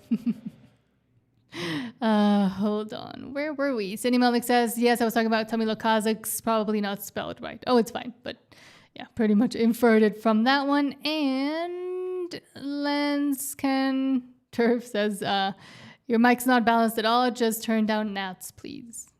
Oh, turn down Nats. Yeah. Hold on, we're pretty much on the same level. We're both hitting yellows. We ordered some new microphone stand for the studio, so basically I'm going to bring an extra mic that we have that's the same as this one in a few days. I might actually bring it in early, just so they're exactly the same. And Beulah Hiller says, hello, says we had hail in Innisfail, Alberta. It's finally stopped. Good. Yeah.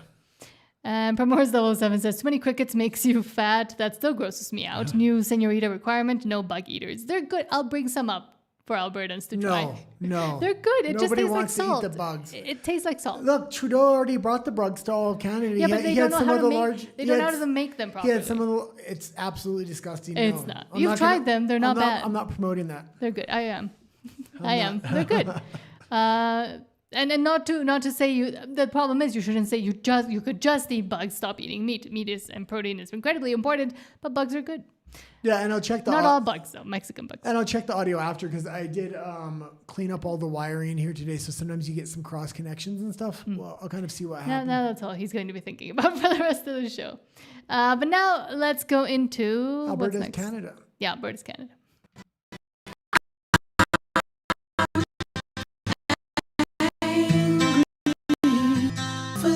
Louder most of the time. I'll move back then.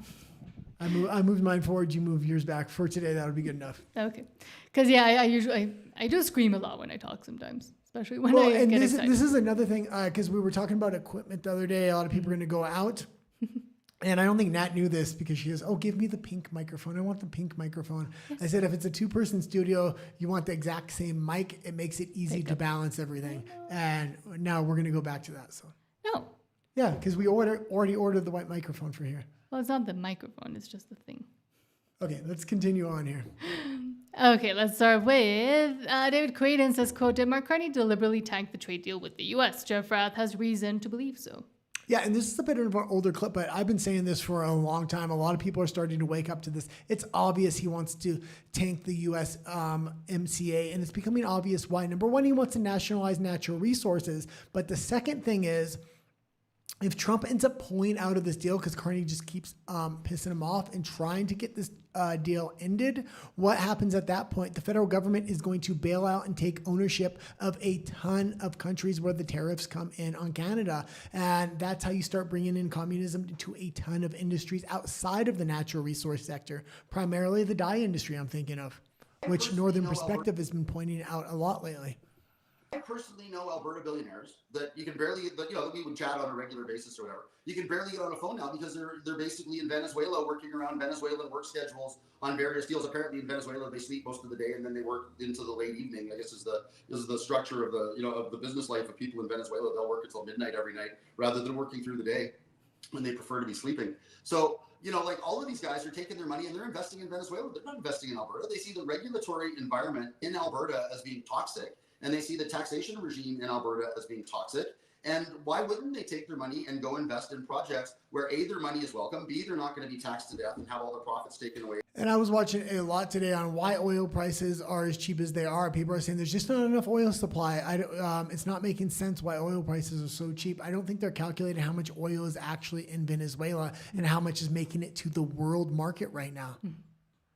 Through this arbitrary fear that the sky is falling literally because it's got too much carbon in it and the world is going to end, et cetera, et cetera. So we have capital fleeing Alberta. I mean, Imperial Oil just pulled its headquarters from Alberta and moved it back to Houston. And of course, why Danielle comes up with all these excuses. Oh, it's integration of information technology systems and blah blah blah. I mean, the reality of it is Imperial Oil is getting out of the oil sands business. Because they don't want to, if they want to expand their mines and if they want to continue to be in that business, they need to, they're being told that their capital expenditure costs have just doubled because everything they put into, into mine expansion has to be offset by the same amount of money going into decarbonization. So, that's what's happening here, right? And it's this bizarre circumstance that even with an Alberta industry that's being throttled down to the, to the point where it barely functions, we're still the only functioning economy left in Canada. That'll tell you the strength of the economy in Alberta and what it could do if we were unleashed and if we were freed from all and you can leave it there. And the economy in Alberta would absolutely, I would say 10 times bigger than it is now is a low estimate. All the manufacturing in Ottawa and Quebec would exist within Alberta. The mining regulations would come down. The mining sector would thrive. Oil, natural gas also would no longer be throttled. It would be an absolutely thriving capitalist economy. Mm-hmm. And we've seen the effects of those. We've seen the effects of those also rising up in other places too. Yeah. But next, of course, Scott Robertson says, "What? You can bring up the definition for plutocracy after this as well." Okay. I know what it is, but I didn't know when they were talking about it. It's very interesting. Scott Robertson says, Freeland saying, "I have to say, America has become a plutocracy much more quickly than I feared or imagined I would." Who's she to be talking? Okay. She's also the author of multiple important books, including 2012's Plutocrats, The Rise of the New Global Super Rich and the Fall of Everyone Else, which I remember reading back then, Christia, and I thought it was a great book. I didn't realize you were foretelling the future.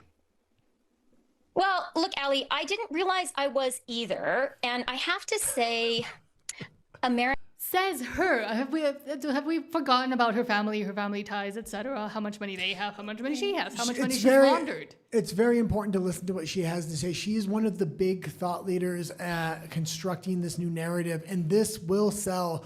As they're trying to push communism, they're going to sell communism, socialism as this great thing, and they're going to label this as plutocracy. Really, she's just trying to demonize capitalism in a different way. America has become a plutocracy much more quickly than I feared or imagined it would.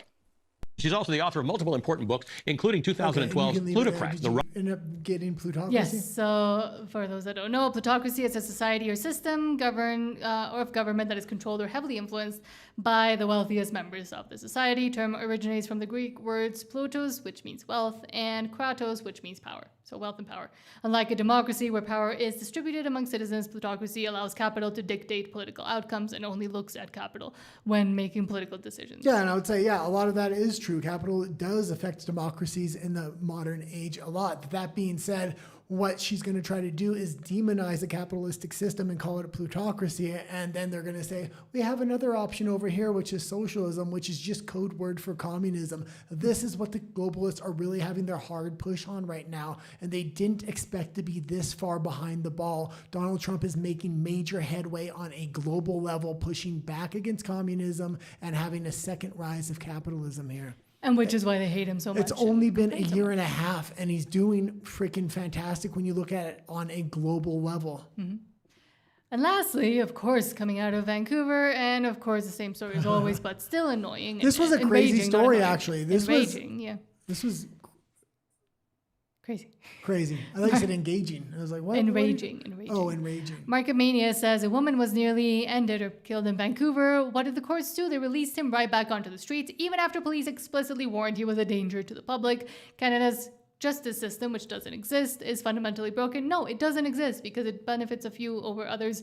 That is not justice. Well, and the liberal media flipped out when the other girl was saying she feels more safe in Mexico than she does in the United States. This is just another example of this. Why do you think? Exactly. Same for me. Why do you think? Well, and again, this girl gets hit over the head with a freaking log. And this is the thing. The individual wasn't trying to rob her.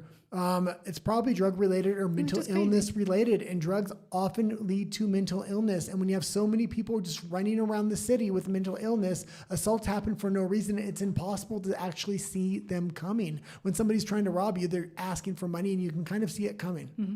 Because Vancouver is an open air asylum, and it's not safe for anybody that isn't insane.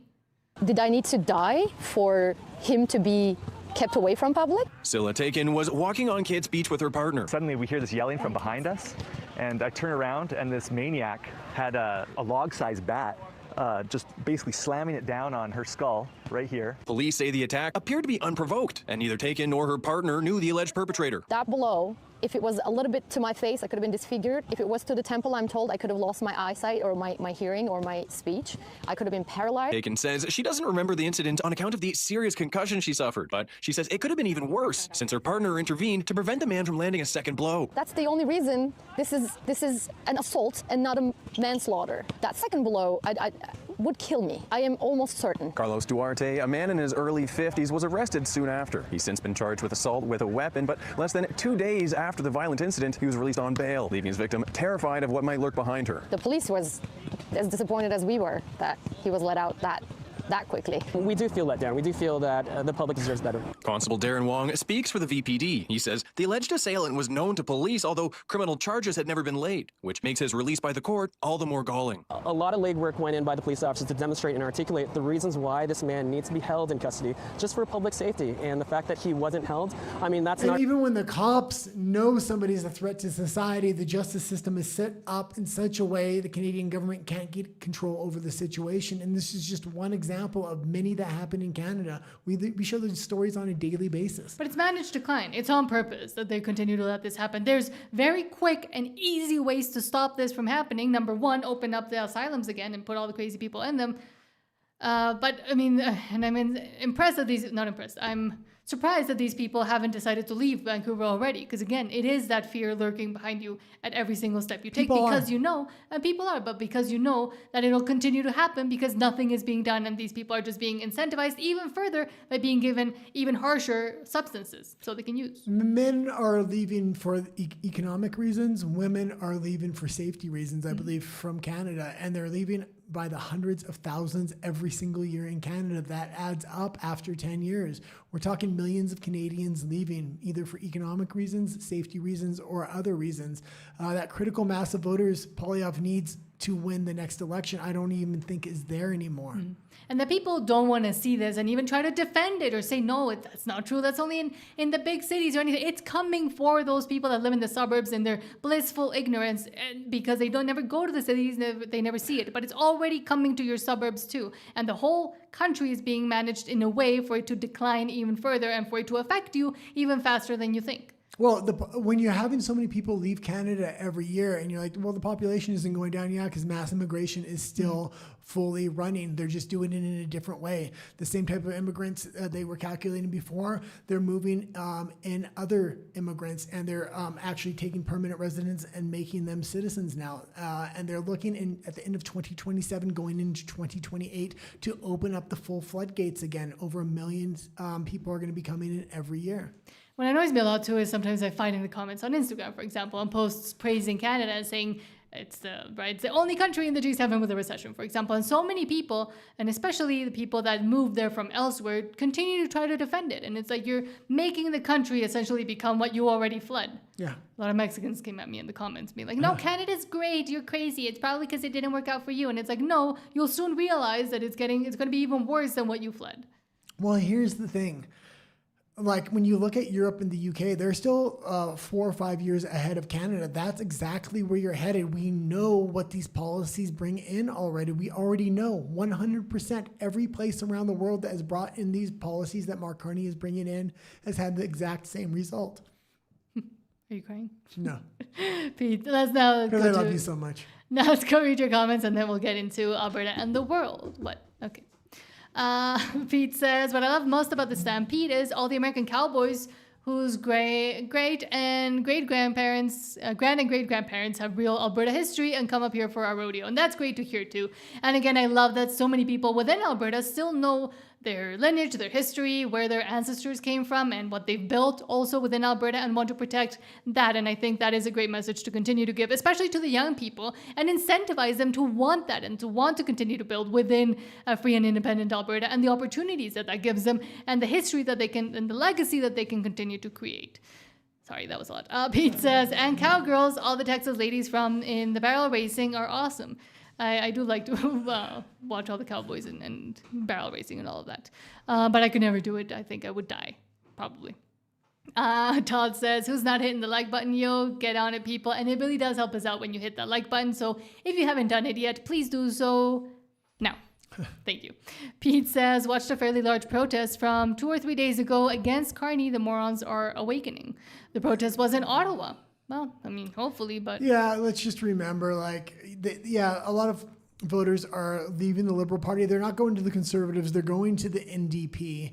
And we've seen a lot of protests. Same thing happened against Justin Trudeau. But when election time came around, the NDP absolutely hollowed out back into the Liberal Party. And the same thing will happen again. That critical mass of individuals Canada needs as a whole to change the country is no longer there. Alberta has it as a province, and that's why we need independence before we lose it, before we flooded with more mass immigration, before that moral foundation is completely eroded and erased by the federal government, by having Danielle Smith sign ridiculous MOUs and sign the future of the province away and try to trap Alberta in Canada before we can actually have a binding referendum.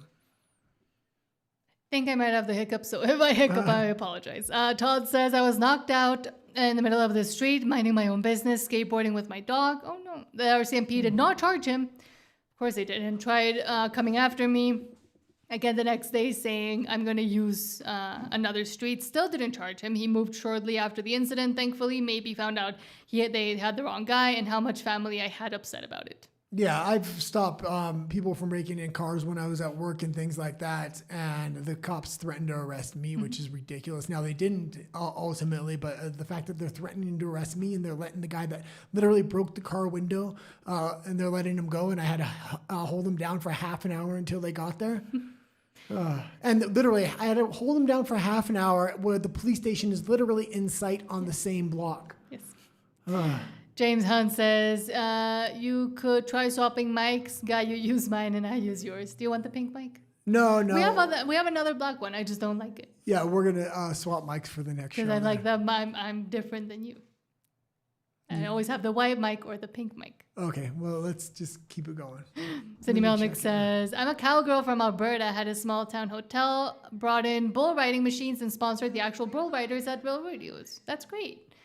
That sounded kind of like a song. I'm a cowgirl from Alberta, had a small town hotel. We should make that into a song. But cool. And I've tried doing that. I've tried doing the like bull riding machine things. I can never last more than like 2 seconds. Yeah, there used to be. And that's being sober. There used to be a bar I used to go to a long time ago that had a bull on it, and I absolutely, it was good or bad? Fun. I used to love it.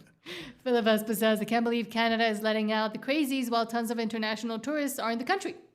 Many countries around the world, I believe, will start issuing travel advisories on Canada.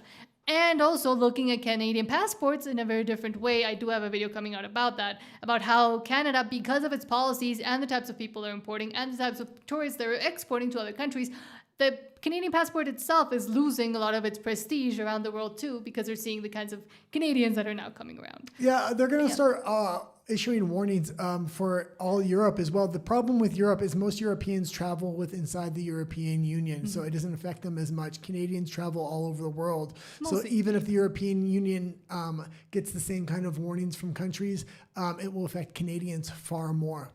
But it's also, and I will say, I forgot what I was going to say.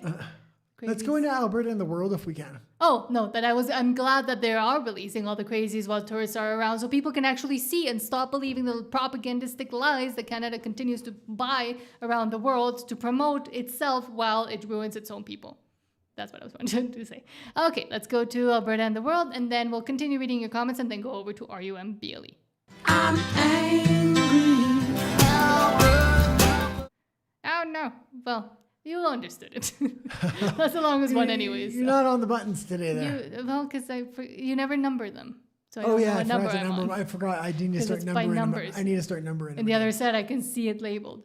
Okay, now let's start with Wall Street Apes, and as you were saying about Mount Rushmore, it had fireworks displayed in 2020 when they were allowed, but then it was blocked throughout all of Biden's presidency, and now they're allowed again. Republicans love and celebrate America, Democrats hate America, and everything we stand for. And we've seen the kinds of celebrations that Biden was doing in the White House front lawn. Well, and I remember this during the entire Biden administration because we stuck at U.S. politics a lot. So I remember every year the story would come up and they would say why they can't have fireworks at Mount Rushmore because of the history.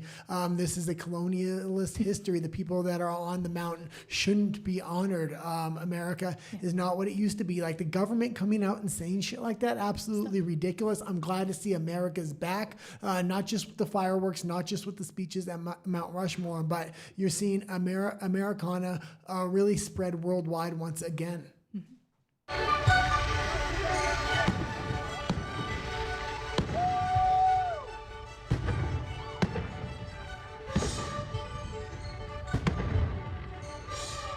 And you can pause it for a second. And it looks like there's a spot right on each end, one for Barron Trump and one for Donald Trump eventually. Okay, you can leave it there. It's just going to show the fireworks. But I wanted to bring it up because I really do like the fact that America is bringing back its history, is leaning into it, because it's been demonized not just by Democrats, but on a global basis for far too long. But now let's go to someone giving their opinion about Canada and love him or hate him. Sometimes he does tell pretty honest truths out there. Alberta 51st Project says, sadly, it's true. And it's... Nick Fuentes. Why did I forget his name? Nick Fuentes saying, is Canada completely over? Yes. Yeah, and I was just shocked that they were even talking about Canada, so I said, I'll grab the clip here. But he's on this particular point, for most of the point, he's absolutely right. Do you think that there's any practical solution for saving Canada, or do you just like fully black pill? It's totally over for you. It's so over. Yeah, Canada's done. But what are they going to do? I mean, the thing is, Canada's sort of the worst of both worlds. The demographic replacement is advanced as it is in the United States, because they're like 50% white or something by now. But the political dynamic is as bad as it is in Europe. Because in Europe, they got hate speech laws, they got the constitutional provisions against far-right politics, but they're still 80-90% white. In America, we're 60-50% white, but we have the First Amendment, we have a right-wing political culture. Canada's got the worst of both. So they're buried in diversity, but they're also basically outlawed from doing anything about it, and they're all liberal, so it's over. Yeah, and I thought he was bang on there. That being said, a lot of these content creators that I used to follow, I used to watch them quite a bit, but they've just horseshoed way too much, where the extreme far left and the extreme far right seem to be coming together. And there's rumors that Tucker is going to be starting his own political party. I used to like Tucker a lot as well. I don't mind him so much now, but I have a lot of questions, and there's a lot of question marks around him, especially with the specific people that are now supporting him. I really don't like him. And I was warning people a while ago about where he was headed, and I was right, apparently. But with Nick Fuentes, and again, that if you're older, if you've been in Canada your whole life, the way Nick Fuentes talks, and I don't know that I agree with everything he says, but unfortunately, or fortunately, I guess, it appeals to younger audiences, and I do think we have to start looking at being brasher and more out there, just to get a bit of the youth that is at that point where they're about to leave Canada and Alberta, and they're just fed up with it, and say to them, no, we can bring in, and we do realize how insane it is, and we have to start talking on We their got to level. say we have a backbone, and we're going to fight against the federal government, and that we're going to have a binding referendum in quick succession, and not back down from that, not be like, oh, we can't get rid of Danielle Smith because then she will come into power. So let's just go with Danielle Smith until she completely sabotages Alberta independence. We have to have a backbone here. Say October 19th, non-binding referendum, then we're going to oust Danielle Smith, and then we're going to have our binding referendum within 6 to 12 months and give it to Carney. Next, Javier Milei. Vivek sends us Javier Milei saying, I thought being on the left was a mental problem. The empirical evidence is so overwhelming that it never worked anywhere, and they refuse. And we can to play it accept because he's going to say all this. That's why it's in quotes. But it's in Spanish. No, it's not. It's translated for us. Oh. That being said, this is a bit of an older clip, but I think it was absolutely bang on, especially what's happening with communism worldwide, within Canada, within the Democratic Party in the United States, within the EU, was absolutely fantastically right at the time. And Milei has lost a little bit of popularity even within Argentina itself and the right wing of Argentina, but I mean, still trying to do things. At one point, I thought being on the left was a mental problem. The empirical evidence is so overwhelming, it never worked anywhere, and they refused to accept it. Therefore, I thought it was a mental problem. I mean, some kind of block that doesn't even let them see the numbers. They are enemies of numbers. They hate numbers. I don't know if lefties hate water or numbers more. I mean, I don't know if they hate bathing more than numbers. But what I discovered is that being on the left is a disease of the soul. The left is built on envy, hatred, resentment, unequal treatment before the law. They are very violent. And since they have no way or arguments to answer, they go for physical violence. Lefties always, let's say, resort to physical violence and all kinds of violent manifestations because they are unable to refute the arguments. At one point, I saw... That's what we're facing. Absolutely. And a lot of people say, well, it's not a left or right dynamic anymore. But in Canada, it absolutely is. The Liberals have been in power for so long, and they've only consolidated power more and more. And now they're in a majority. And they're the one country that has been able to absolutely jam this through. And they're going to keep jamming it through. And Mark Carney seems to be the head of the globalist. And globalism is a left-wing ideology overall. And in Mexico, they so thoroughly destroyed the right wing and the conservatives here that they call now what they call conservatives from the other side, from the left, from the Claudia Sheinbaums, are actually just incredibly progressive, but a bit less so communist than the ones that are in power right now. There's no anchoring conservative party or right-wing party in Canada. And what do I mean by that? You have Pierre Poilievre. People say, well, he's conservative. And I'd say, yeah, a lot of the things he espouses is conservative, and I can say he's conservative. But there's no other party to the right of him that will anchor his policies so he will stop going left. And this is what happens in Canada. There's multiple anchoring left-wing parties, meaning the NDP is a full-on communist party at this point. And then you have... And then you have Mark Carney and the Liberals, but the NDP kind of anchors them so they don't go right on their policies. And lastly, let's watch now a Scottish lady going to Sonic, This is realizing another she's been lied example. to for her whole life, I'm guessing. Oh, and Stephen Jensen, thank you. Hold on. Stephen Jensen, thank you so much for the $2 super chat, saying we brought Tucker to EDM over years ago. Yeah, Tucker came up to Alberta. Oh, Alberta, at one point. Edmonton. I was EDM. And that's EDM when I was thinking an EDM festival. Well, and that's when I used to watch him a lot. And Yeah. I think when he was first kind of coming up, I mean, a lot of people liked him, but man, he's become something over the last maybe year or two, which I'm very, very skeptical of at this point. And disappointed because he's becoming exactly what he said he would fight against. But yes, Scottish lady going to Sonic, realizing she's been lied to, obviously. And I don't know why. And they keep going to Buc-ee's too. I really want to go to Buc-ee's again. Okay, we're here. No, we stay in the car. Like we order from here. They order through the menu? Yeah. All right, what should I get? A slushie? I can put nerds in the slushie? Yeah, you can literally do pretty much anything you want here. Hiya, can I get the Sonic cheeseburger and some tater tots and cherry signature slushie with cream refresher? Look at the cop. He has the Statue of Liberty. People said a lot of things about the American highway, but it's not that bad. It's not that noisy. Oh my god. You're lying. Oh my god. This is the American dream.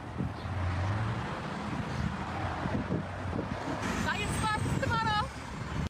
And that's only a Sonic. She's saying it's not that bad. Wait till she actually goes to a Buc-ee's or something like that. She's going to say, oh, it's fantastic. Five Guys. I mean, they do have those in Canada. And Stephen Jensen Yeah, again. Stephen Jensen, thank you so much again for the $2 super chat, saying you. tornado on ground, 3 warnings just issued. Oh, wow. Go inside, go like, what are those called? Basements. Basement. But I don't go know into your basement. Do they have basements in Alberta? It depends on the region, because some regions have basements, other Hopefully. regions don't have basements. Take cover, essentially. Please stay safe and let us know how it goes as well. But yes, please stay safe. What was I gonna say? Oh, if any of you really have been enjoying watching people discover American things and like traveling throughout the U.S., not to promote this channel too much, but because they were kind of doing it before him, all of these tourists went there.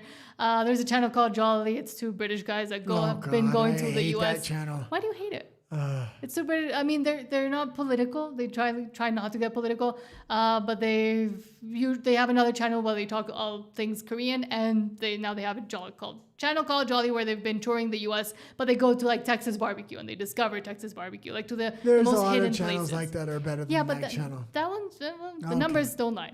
I will say. Why do you hate it? Let's continue on. Let's read the comments. We'll read comments and then we're going to go to RUMBLA for the last few stories. And it sounds like the storm stopped outside, so Good. we'll probably maintain power. We'll probably stay here. Pete, but over there where there's a tornado warning, please stay safe. Pete says the protesters in Ottawa were probably all civil servants because Carney announced a 10% cutback on the civil service. Yeah. Because you can't afford to just hire and then make most of your jobs be government jobs if the government isn't making money and is in a recession. Yeah, well, wait till he owns the entire natural resource sector, and then all the miners, all the oil workers are going to be government workers at that point.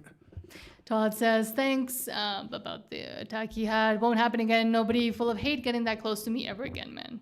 Hopefully, and I'm glad that you're okay as well. But again, it's common, and it is one of the reasons why I wanted to leave Canada, Vancouver specifically, but Canada as well. Pete says, been following what's going on in the UK, and it's freaky, the similarities between that and what Carney is doing in Canada. It's so far beyond what even Canada is, but all the exact same mechanisms are already built in Canada. It's just a matter of implementation now. Like, if you don't know what the future is for Canada, it's written all over the EU, written all over the UK. You're even using the UK's exact same political system. Alberta independence now. Like, it's you have to get out before you go down that same path, and they're coming really close to an edge, not just an economic edge, but a cultural edge where their culture is going to be completely erased if it isn't already. Todd says, we're not here for the intros anyways, Nat. I know, but still. Todd also says, yeah, they need to add Donald and Barron eventually. And also says, it's over for Canada. Oh, yes. And it's been over for a while. People just hadn't, I think, realized fully where it was headed. It's over for Canada because it's all of Canada except Alberta and Saskatchewan. Everybody else that had the attitude to fight has already left. Me and you left. Hundreds of thousands of people are leaving every year. Alberta has a chance to take their country with them. Canada's absolutely done. It's not just Ottawa. It is all of Canada at this point. And if we want to make Alberta a populist movement, we have to really sit the border, sit the line. The line stops and begins at the Albertan border. This is Alberta. Canada is what we're standing against. We have a lot of people trying to keep one foot in, one foot out. It's not the way it works, especially if you want independence at this point. Todd says, no, we're getting rid of that traitor, Daniel Smith. Yes. And Stephen Jensen, thank you so much for the $2 super chat. Please stay safe. Says 25% of Canadians are government workers at some level. Yeah, exactly. Yeah, 1 in 4. 1 in 4, absolutely crazy. And that's before he starts federalizing all these other sectors like natural resources or the dye industry and everything else. It's going to be 50% of workers very soon here. Oh, and Todd says, yeah, and I forgot about this. Says Stephen's in an RV. But please take cover somewhere else that has some sort of basement. And Todd says, I'm going to go hide in my bathtub. Is that like what they tell you to do? Yeah. I've never been in a tornado. I don't know. We don't get those here in Mexico. We have too many mountains for them to ever form. I'm finding all the other comments. Hold on. Here we go. Philip Vespa says, sorry to hear about that to Todd. My friend and I had to ignore a druggie on one of the trails in Burlington, Ontario. Again, they're getting everywhere. They're in the forest. They're everywhere. Because that's how little the government has cared to actually fix anything. Yeah, absolutely. Philip Vespa says, people are seeing through the propaganda and realize the U.S. represents freedom while Canada represents control. I have seen and Europe. I've seen numerous videos of Europeans who want to become Americans. Problem is, all the countries are waking up except for Canada. Even more and more, they're getting their elbows up. It's absolutely disgusting and ridiculous. If Canada was waking up, Alberta independence would have far more support from federal conservatives than it does right now. It's absolutely disgusting that Alberta independence actually represents the first principles of conservatism, and conservatives are against it on a national level. And they want to continue to lie to their own supporters, telling them, oh, just wait 3 more years, we can get it. There's not enough people to get them in anyways because they already left because they've been so disappointed by the inaction and inability to actually hold power from the conservatives. Vote harder is not going to work when you've already lost the critical mass of conservatives on a national level. It will work within Alberta. Philip Vespa also says, Alberta independence is the correct way forward because it's grassroots and not party-based. Tucker is a traitor to MAGA and has been bought off by the Saudis and Qataris. Yes, thank you for saying it. See, I didn't have to say it. Yeah, I used to really, really like Tucker, and now I've been saying this for a long time. I just keep my mouth shut about him because I don't We used like to fight about it, kind of. Well, debate about it. Cindy Melnick says to Todd, hope you're okay and it never happens again. Can't believe how people's reactions are so disgusted. Are so disgusting right these days. Yes, exactly. Yeah. Beulah Hillier says, yes, Tucker was okay when he came to Alberta, but has changed so much. Yeah. And it's a shame because he does know how to pitch things as well because he pitches it with patriotism and I used to like him a lot. And it's just, I'm very disappointed in him now. Good morning, people. Philip Vespa says, if they could do electoral reform where the border count is used, the right will never win again in Canada. If you have similar parties, they actually boost each other instead of splitting the vote. Look it up. Yes. Cinemanic says, yes, we absolutely have basements in Alberta. Okay, well, just wondering. Go in them, please, if there's a tornado warning. And Rage Against Machine says, we need bunkers. Yes, you do. Just stay inside, stay protected. Basements are close to bunkers, I guess. True. But now we're heading over to RUMBLE. We'll continue reading our RUMBLE comments over there. Please don't forget. Why did I clap? Please don't forget to subscribe and like the video. That's good. Okay. Hope you have a great rest of your weekend, but do follow us there because we do still have some stories to go over that are too spicy for YouTube. We'll see you there in a few seconds. 30-second wait screen.